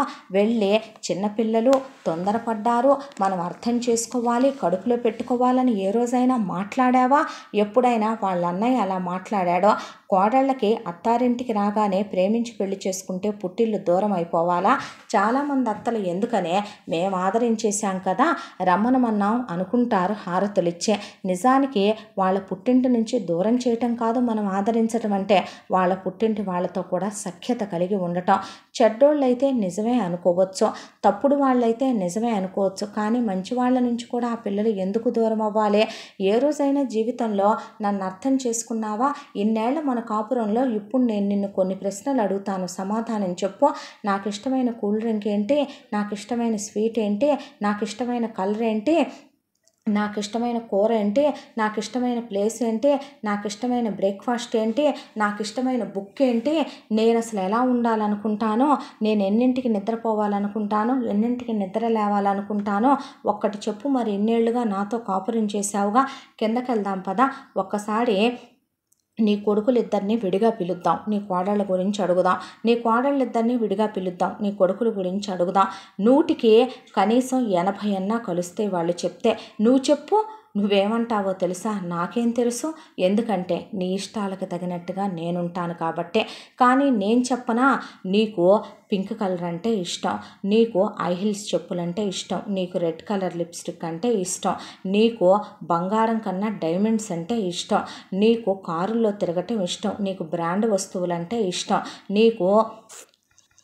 నీకు కూరల్లో పులుసులంటే ఇష్టం, నాన్ వెజ్లో పీతలంటే ఇష్టం, నీకు శారీస్ కట్టుకోవటం నచ్చదు, నీకు కట్టిన కాంజీవరం శారీస్ అంటే ఇష్టం, నీకు డ్రెస్సులు వేసుకోవటం అంటే ఇష్టం, నీకు పూజలు చేయటం అంటే నచ్చదు, దేవుడు కూడా పార్ట్ ఆఫ్ లైఫే అనుకుంటా ఒక రకంగా, బుక్స్ చదవటం నచ్చదు, నీకంటూ చాలా రిచెస్ట్ ప్లేసుల్లోకి వెళ్ళాలని, ప్యాలెస్ల్లో స్పెండ్ చేసి రావాలని ఉంటుంది, నీకు నీ పుట్టింట్లో మీ అమ్మా నాన్న మీద ఉంది ప్రేమ కాదు, రెస్పెక్ట్ కాదు, కేవలం వాళ్ళకి నువ్వు పుట్టావు కాబట్టి అవకాశవాదానికి వాళ్ళని వాడుకుంటావు.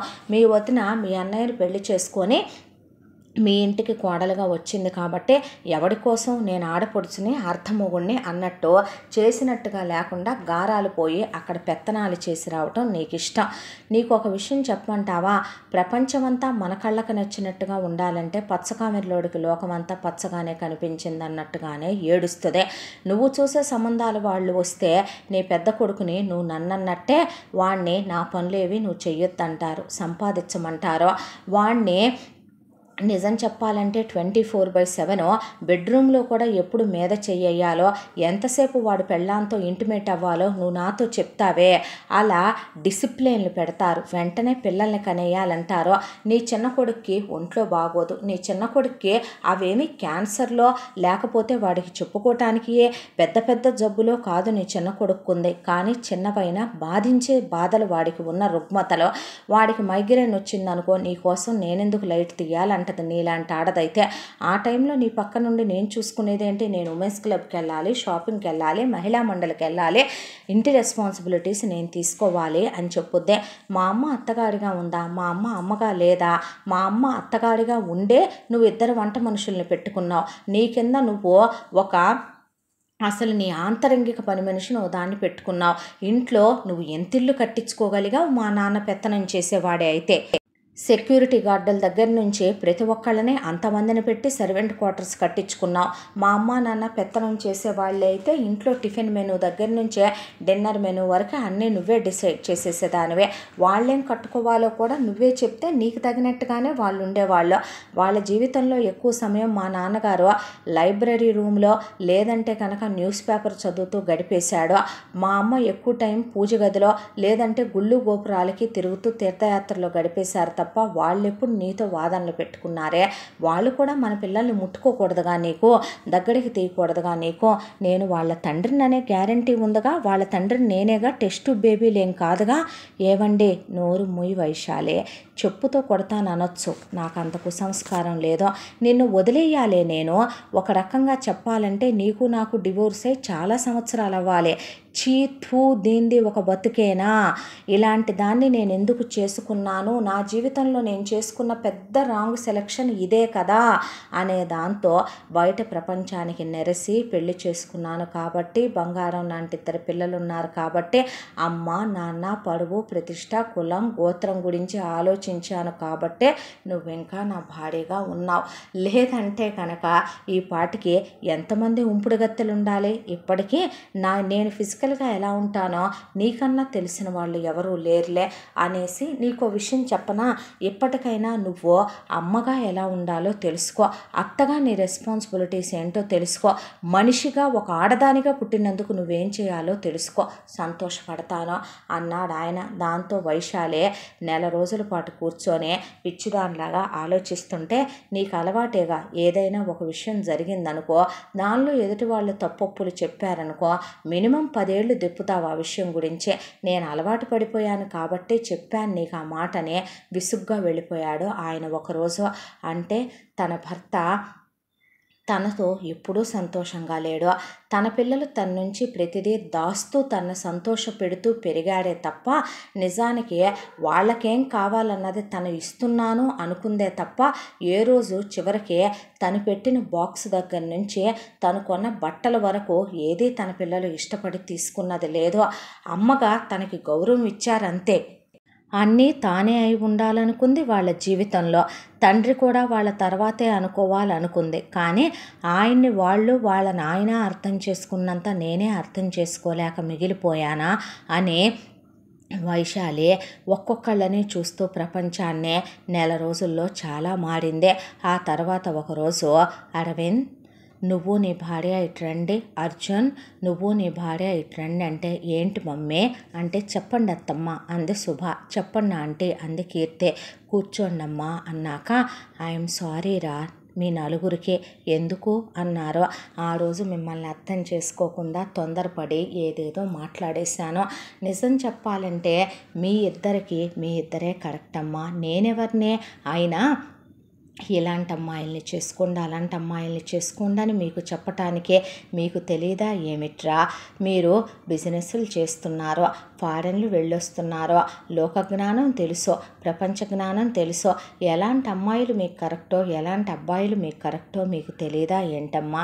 ఏదో పెద్దతనం, మూర్ఖత్వం అన్నీ నాకు నచ్చినట్టుగానే జరగాలనుకుంటానే తప్ప అమ్మ, నేను చెడ్డ అత్తగారిని కాదురా.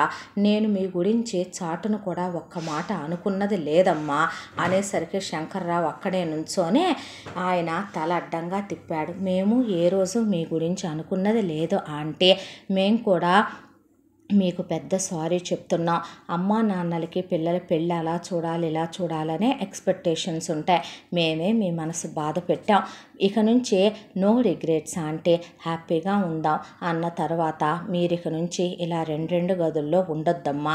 పైన 2 ఫ్లోర్లు ఉన్నాయి. మీ ఏకాంతానికి ఏ డిస్టర్బెన్సు రాదు. పెద్దోడా నువ్వో ఫ్లోర్లో, చిన్నోడా నువ్వో ఫ్లోర్లో ఉండండమ్మా. ఉండి ఇక నుంచి మీకేమేం కావాలో చెప్తే అవే నేను వంటమ్మాయిలతో వండించి మీ డైనింగ్ టేబుల్ దగ్గర పెట్టించి ఉంచుతాను. మీ ఫ్లోర్లు మీరు బయటికి వెళ్ళిన తర్వాత నేను క్లీన్ చేయించి ఉంచుతాను. రాముడికి ఉడతలాగా నేను ఎటు మీకు మొత్తం సాయం చేయలేను. ఒక అమ్మగా ఒక అత్తగా కనీసం నేను ఈ 25% సాయమైనా చేయనివ్వండి అమ్మ. మీకు కొంత హెల్ప్ఫుల్గా ఉన్నట్టుంటుంది. మీరు ఎప్పుడు కనాలనుకుంటే పిల్లల్ని అప్పుడే కనండి. అప్పుడే నేను మీ పిల్లల్ని మీకు పెంచిస్తాను. నేను మీకు నచ్చినట్టే పెంచుతానమ్మా మీ పిల్లల్ని కూడాను. ఇక నుంచి అందరం కలిసి మెలిసే ఉందాం. ఎదురు పడితే పలకరించుకోకుండా మొహాలు తిప్పుకొని వెళ్ళిపోయేలా ఉండకూడదు. నేను మారాలని నేను కూడా తెలుసుకున్నాను. నిజమే, కాలం మారింది, రోజులు మారినాయి, పరిస్థితులు మారినాయి. మనం కూడా నూతనీకరించే ప్రతిదానికే అలవాటు పడాలేమో కదూ బహుశాను అనేసేపాటికి శంకర్రావు కొడుకుల భుజాల మీద చేతులేస్తే ఆయన్ని హక్ చేసుకొని, సారీరా నాన్న అంది వైశాలే. కానీ మమ్మీ, మారానంటే ఆ మార్పు శాశ్వతంగా ఉండాలి. మనం మనుషులమైతే ఆ మార్పు 4 రోజులకే తాత్కాలికంగా అయ్యే తర్వాత మళ్ళీ మనలో నుంచి మరొక మనుషులు బయటకు వచ్చారంటే మాత్రం మళ్ళీ అనవసరమైనటువంటి డెసిషన్స్ తీసుకోవాల్సి వస్తుంది మమ్మీ. ఎప్పటికీ ఇలాగే ఉంటావు కదూ అనే వార్నింగ్ను కూడా సైలెంట్గా ఇచ్చేశారు కొడుకులిద్దరు వైశాలికి. ఆ తర్వాత వైశాలిని నువ్వేం అనలేదా కోడళ్ళని అన్నాడు ఆయన. కాండ్రి చుమ్మూస్తారండి. ఇప్పుడు నేను అన్నాను చెప్పానని మీతో మీరు కూడా అనొద్దు. నేను నిజంగానే మారాను. మీరన్నట్టు అమ్మ ఎలా ఉండాలో అత్త ఎలా ఉండాలో ఇప్పుడు తెలుసుకున్నానండి అని వైశాలి అక్కడి నుంచి నిజంగానే పెద్ద కొడుకు ఆఫీస్కి వెళ్ళిపోతే కోడలతో మాట్లాడటం, కబుర్లు చెప్పటం, ఆ తర్వాత చిన్న కోడల్ని పెద్ద కొడుకుని పనులు చేయనివ్వకుండా వాళ్ళకి ఏమేం కావాలో అవన్నీ కోడళ్ళు పరాయింటి నుంచి వచ్చారు కాబట్టి వాళ్ళ ఇష్ట ప్రకారం వాళ్ళ ఫుడ్ హ్యాబిట్స్కి తగినట్టుగా అన్నీ వండిచ్చే వాళ్ళకి రెడీగా పనమ్మాయితో పంపించడం. వాళ్ళ ఆఫీసులకు వెళ్ళిన తర్వాత పెద్ద కోడల్ని కిందకి రమ్మనమని మొత్తం పైనంతా క్లీన్ చేయించడం, వాళ్ళకి రూమ్ ఫ్రెషనర్లు ఎవరెవరికి ఏమేమి ఇష్టమో అవి కొట్టించడం. చిన్న కొడుకు రోజుకు పర్ఫ్యూమ్ కొట్టుకుంటాడు. పెద్ద కొడుకు బట్టలు అంటే చాలా ఇష్టం. వాటన్నిటినీ నీట్గా ఆర్గనైజ్ చేయించడం. ప్రతిదీ కూడా ఇప్పుడు వాళ్ళ ఇష్టమైనట్టే వాళ్ళు బయటికి వెళ్ళి వస్తున్నా, ఏదైనా తెచ్చుకుంటున్నా ఇది బాగుందా అని అడిగితే మనస్ఫూర్తిగా చాలా బాగుంది అని చెప్పటం. వెళ్ళి పెద్ద వియ్యంకుడితో పెద్ద వియ్యపురాలతో పిల్లలు ఏదో తెలియక తొందరపడ్డారు, అర్థం చేసుకుందాం అన్నయ్య గారు అంటే ఆ మాటకి పెద్ద వేపురాలు రండి వదిన రండన్నయ్య అని లోపలికి పిలిచి ఈయన మాటలకి ఏమొచ్చిందిలే కానివ్వండి, ఈయన స్నేహితుడు కొడుకు కూడా ఏమన్నాడో తెలుసా, ఇష్టం లేని అమ్మాయిని వేరే అబ్బాయిని ప్రేమించిన అమ్మాయిని పెళ్లి చేసుకోవటం కరెక్ట్ కాదు అంకుల్ అని, మీరు ఇలా ఉండకండి తనతో అని. ఆ అబ్బాయికి పెళ్ళైపోయింది, ఫారిన్ వెళ్ళిపోయాడు, వేరే అమ్మాయిని చేసుకొని వాడు హ్యాపీగానే ఉన్నాడమ్మా. కూతురే రావాలి, వచ్చి సారీ చెప్పాలి, కూతురు వచ్చి హక్ చేసుకోవాలని. ఆ మొహం చూడండి ఎలా పెట్టుకున్నాడో లంకనాలు చేసినట్టు. నేను తీసుకొస్తాలేండి అంటే, పండగ మన ఇంటి దగ్గర చేసుకుందాం తప్పకుండా రండి అని వైశాలి పెద్ద వియ్యంకుడిని పెద్ద వియ్యపురాల్ని పిలిచింది. రెండో వియ్యంకుడు వాళ్ళ ఇంటికి వెళ్తే, ఎందుకు వచ్చారు మా ఇంటికి అన్నాడు శరత్. అది కాదు బాబు అని వైశాలి చెప్తుంటే, ముందు బయటికి నడవండి అన్నాడు శరత్. దాంతో నారాయణమూర్తికి ఒళ్ళు మండిపోయి దవడ పగలగొట్టి, నోరు ముయ్ ముందు నువ్వు. అది కాదు డాడీ, ముయ్ మేము అమ్మా నాన్నలు అని నువ్వు గుర్తించు, అది కూడా మా కూతురేనని నువ్వు గమనించు. అసలు నీ పెత్తనం ఏంట్రా మా మీద, మేమేం చెయ్యాలన్నది కూడా నువ్వు డిసైడ్ చేస్తావంటే, పెద్దోళ్ళం మేమే పిల్లల్ని అర్థం చేసుకుంటుంటే వాళ్ళు వాకిట్లోకి వచ్చి పండక్కి రమ్మనమని పిలుస్తుంటే పశువులా బిహేవ్ చేస్తావంటే, ఈ మూర్ఖత్వమే నిన్ను మానమనేదే. ఒక రోజున నువ్వేం చేసినా కరెక్ట్ అని నెత్తికెక్కించుకోవటం మా ఇద్దరి తప్పు. అసలు నువ్వు ఇలాంటి వెదవ కాబట్టి బంగారం లాంటి పిల్ల కోడలు అవ్వాల్సిందే. నీ మొహాన చీకొట్టి వెళ్ళి ఉద్యోగం చేసుకుంటుంది ఆ పిల్ల. రేపు నేను మీ అమ్మ వెళ్ళి ఆ పిల్ల కాళ్ళు పట్టుకొని నిన్ను తీసుకెళ్ళి నీతో పట్టించి ఆ పిల్లని నీకు ఇచ్చి పెళ్లి చేయాలి. దరిద్రుడా, అసలు మంచి లేదు చెడు లేదు, మనుషులను అర్థం చేసుకోవటం లేదు, అన్నీ నువ్వే డిసైడ్ చేసేసి మాట్లాడతావు సన్నాసే అన్న తర్వాత, ఇక మేము వస్తామండి అని చెప్పారు వీళ్ళు కూడా. ఆ తర్వాత పెద్ద పండక్కి కోడళ్ళకి ఆవిడ మీకు ఏం కావాలో అవి కొనుక్కోండి అని వెంట తీసుకెళ్ళింది. కొడుకులు పెళ్ళాలు వాళ్ళకి నచ్చిని కొనుక్కున్నారు. ఆ తర్వాత పండక్కి అందరూ అలా కూర్చున్నారు పూజలో. పెద్ద కోడలు వాళ్ళ అమ్మా నాన్న వస్తే కన్నీళ్లు పెట్టుకొని, అలా వాళ్ళ అక్క బావ వస్తే పరిగెత్తుకుంటూ వెళ్ళి వాళ్ళతో కలిసి బోల్డన్ని కబుర్లు చెప్తే, సారీ అల్లుడు అన్నాడు పెద్ద వియ్యంకుడు. మీరు నాకు సారీ చెప్పడం ఏంటి అంకుల్, నేనే మీకు చెప్పాలి, ఎప్పుడూ నేను మీ కొడుకులాగే మీరు నాకు ఫాదర్ లాగే అనేపాటికి ఆయన మనస్ఫూర్తిగా అరవిందని హక్ చేసుకున్నాడు. వాళ్ళ వరకు వాళ్ళ ఫ్యామిలీ చక్కగా కలిసిపోయి ఆ అమ్మాయికి పుట్టిల్లు ఇచ్చిన పుణ్యం దక్కింది వైశాలికి. ఆ తర్వాత ఇక కీర్తి వాళ్ళ అమ్మ నాన్న అన్నయ్యని ప్రేమించినటువంటి అమ్మాయి అక్కడికి వచ్చారు. వచ్చేపాటికి ఐఎమ్ సారీనే, ఎలా ఉన్నావు అన్నాడు శరత్. అన్నయ్య నువ్వేనా, నిజంగా మారావురా, నువ్వేనా అలా పలకరిస్తుందన్నాక, మనుషులం కదమ్మా కాబట్టి పశువును మార్చాం అన్నారు అమ్మా నాన్న. ఎలా ఉన్నావు అంది శరత్ ప్రేమించిన అమ్మాయి. మీ అన్నయ్యకి పెళ్లి కుదిరిందమ్మా అన్నాక, ఈసారైనా తన్ని హ్యాపీగా చూసుకోరా, ఐఎమ్ కంప్లీట్లీ చేంజ్ నౌ అన్నాడు శరత్. అన్నాక అర్జున్ దగ్గరికి వెళ్ళి కాలర్ పట్టుకున్నందుకు ఐఎమ్ సారీ, నేను ఆ విషయం ఆ రోజే మర్చిపోయాను, వీఆర్ ఫ్రెండ్స్ అని అత్తమామల ఆశీర్వాదాలు తీసుకున్నారు కొడుకులో. ఆ తర్వాత శరత్ పెళ్లి చాలా గ్రాండ్గా జరిగిపోయింది. ఆ తర్వాత వైశాలి ఒక అమ్మలా అత్తలా కోడళ్ళను చూసుకోవటం, కొడుకులతో ఉండటం, ఇలా 4-5 ఏళ్ళు గడిచిపోయింది. శంకర్రావుకి ఒకప్పుడు భార్య ఎలా ఉంటే నచ్చుద్దో ఇప్పుడు అలా ఉండటం మొదలుపెట్టింది వైశాలి. ఆయన కూడా భార్యలో వచ్చిన మార్పుకి చాలా సంతోషించి, ఎప్పుడు అడుగుతావు కదే నేను చేసిన పని పర్ఫెక్ట్గా ఉందా కరెక్ట్గా ఉందా అని, ఇప్పుడు ఉంటున్నావు నువ్వు నిజంగా పర్ఫెక్ట్గా కరెక్ట్గా, వాళ్ళు మన కోడళ్ళు, వాళ్ళు మన కొడుకులు, ఇది మన ఇల్లు, మనమే చూసుకోవాలి అని ఆయన కూడా వెళ్ళి పిల్లల బిజినెస్లకి, ఒకరోజు చిన్నబ్బాయి ఆఫీస్కి, ఒకరోజు పెద్ద అబ్బాయి ఆఫీస్కి వెళ్ళి, ఆయనకి బిజినెస్ అంటే ఎంత ఇంట్రెస్టో కొడుకులకు అప్పుడే తెలిసిందే. కొత్త ఇన్నోవేటివ్ ఐడియాలు కొడుకుల కన్నా ఎక్కువ ఆయనకే వచ్చాయి. అలా పెద్ద అబ్బాయి 10 బ్రాంచులు చేద్దాం అనుకుంది, 25 బ్రాంచులు చేసే. రెండో అమ్మాయి 10 బ్రాంచులకు పెంచుతామనుకుంది, 25 బ్రాంచులు చేయించాడు శంకర్రావు. ఈలోపు 5 సంవత్సరాల కాలం అలా గడిచిపోయింది. ఆ తర్వాత శుభ అప్పుడు ప్రెగ్నెంట్ అయింది. కోడల్ని నేనే చూసుకుంటానని వైశాలి పుట్టింటికి పంపించకుండా పురుడు పోసుకుంది, బాబు పుట్టాడు. ఆ తర్వాత మళ్ళీ 5 సంవత్సరాల గ్యాప్ తర్వాత శుభ ప్రెగ్నెంట్ అయి పాపని కందే. అప్పటి వరకు కూడా అర్జున్ కీర్తితో పిల్లల్ని కనలేదు. అప్పటికి ఇహ కనాలి కదా అని ఒక్కసారి ఇహ అంతకు మించిన ఛాన్స్ లేదని చెప్పాడు. కోడల్ని చాలా జాగ్రత్తగా చూసుకున్నాక ట్విన్స్ 2 బాబులు పుట్టారు కీర్తికే. 1 shot 2 birds అయిపోయింది, కానీ ఇక పిల్లలొద్దు ఏమొద్దు అనేది మానేశాడో ఇలా మనవాళ్ళని చూసుకుంటూ మనవాళ్ళని వాళ్ళకి నచ్చినట్టుగా వాళ్ళకి ఇష్టమైనట్టుగా పెంచుతూ వైశాలి ఒకవైపున కొడుకు కోడళ్ళకే తను చేయగలిగిన ఆశయానికే ఆ పిల్లలు మురిసిపోతున్నారు.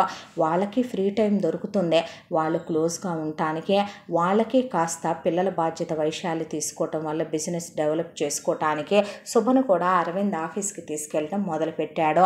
ఒకవైపున శంకర్రావుకి ఇప్పుడు ఆయన బిజినెస్ డ్రీమ్స్ నెరవేరుతున్నాయి. వాళ్ళకి తను ఇంట్లో చాలా వరకు ఇంటి పని, వంట పని, వాళ్ళకి కావలసిన వాటిల్లో సాయంగా ఉండటం, పిల్లల పెంపకాల్లో సాయంగా ఉండటం వల్ల వాళ్ళు ఒక రకంగా దానికే పొంగిపోతున్నారు. ఏ ఇంట్లోనైనా పెద్దవాళ్ళు పిల్లల్ని డిసైడ్ చేసే, పిల్లల్ని మీరు ఇలాగే ఉండాలని రూల్ చేసే బదులు మన ఒంట్లో ఓపిక ఉన్నంతకాలం మనం అట్లీస్ట్ వాళ్ళకు ఒక వంట పనిలోనో, ఒక పిల్లల్ని పట్టుకునే పనిలోనో, ఏదో ఒకటి కనీసం పని వాళ్ళతో పనులు చేయించే పనిలోనో మనమంటూ హెల్ప్ చేసి సపోర్ట్ చేసి ఎంకరేజ్ చేస్తే వాళ్ళు కాస్త బిజినెస్లో కానీ ఉద్యోగాల్లో కానీ పర్సనల్ స్పేస్ అనేది దొరికి ఏకాంతంగా వైఫ్ అండ్ హస్బెండ్ మధ్య డిస్టర్బెన్సెస్ లేకుండా ఉంటారు. వాళ్ళకి మనం సపోర్ట్ ఇస్తే బిజినెస్ పరంగా కూడా వాళ్ళు నెగ్గుతారు. పెద్దవాళ్ళు పిల్లలకి పెళ్ళిళ్ళు అయిపోయింది అనగానే కొంతమంది అమ్మల్లో నుంచి అత్తలు బయటకు వచ్చేస్తారు. దానికి బదులు అమ్మగా అత్తగా అసలు మన బాధ్యతలేంటి, ఇప్పటి వరకు మనం నెరవేర్చిందంతా ఒక ఎత్తు అయితే ఇప్పుడు కోడళ్ళు వచ్చారు, అల్లుళ్ళు వచ్చారు, ఇప్పుడు మనం ఎలా ఉండాలి, అల్లుడికి నచ్చినవి ఎందుకు ఉండాలి, కూతురికి నచ్చినవి ఎందుకు తిండో అనుకుంటుంది ఒక అమ్మ, కొడుకు నచ్చినవి కోడలు అలవాటు చేసుకోవాలనుకుంటుంది ఒక అత్త. అలా కాకుండా వాళ్ళకి నచ్చింది పెడుతూనే మనం వాళ్ళకి గౌరవం ఇచ్చి మన గౌరవ మర్యాదల్ని మనం నిలుపుకోవాలని ఎంతమంది అత్తలు ఆలోచిస్తారో అలా ఉన్న ప్రతి ఇళ్ళు స్వర్గాలే కదో, అలా ఉన్న ప్రతి అమ్మ నాన్నలు దైవ సమానులే కదో. మనం ఏదైతే ఇస్తామో జీవితం అదే మనకి తిప్పిస్తుంది. లైఫ్ అంటే వైస్ వర్సా లాంటిదే. మనం వాళ్ళని అర్థం చేసుకుంటే వాళ్ళు మన అంతకన్నా ఎక్కువ అర్థం చేసుకునే జనరేషన్ పిల్లలు ఇప్పటికీ ఉన్నారు. మార్పు మనలో కూడా రావాలేమో కాదు. బహుశా ఇంతటితో ఈ కథ సమాప్తం. మళ్ళీ మరొక మంచి కథతో కలుసుకుందాం. తప్పకుండా మన ఛానల్ని లైక్ చేయండి, షేర్ చేయండి, సబ్స్క్రైబ్ చేయండి, బెల్ ఐకాన్ క్లిక్ చేసి ఆల్ అనే బటన్ ప్రెస్ చేయడం మర్చిపోకండి. ఈ కథను మనకు అందించిన కథా రచయిత్రి జి. యామిని శ్రీనివాస్ గారు. Thank you.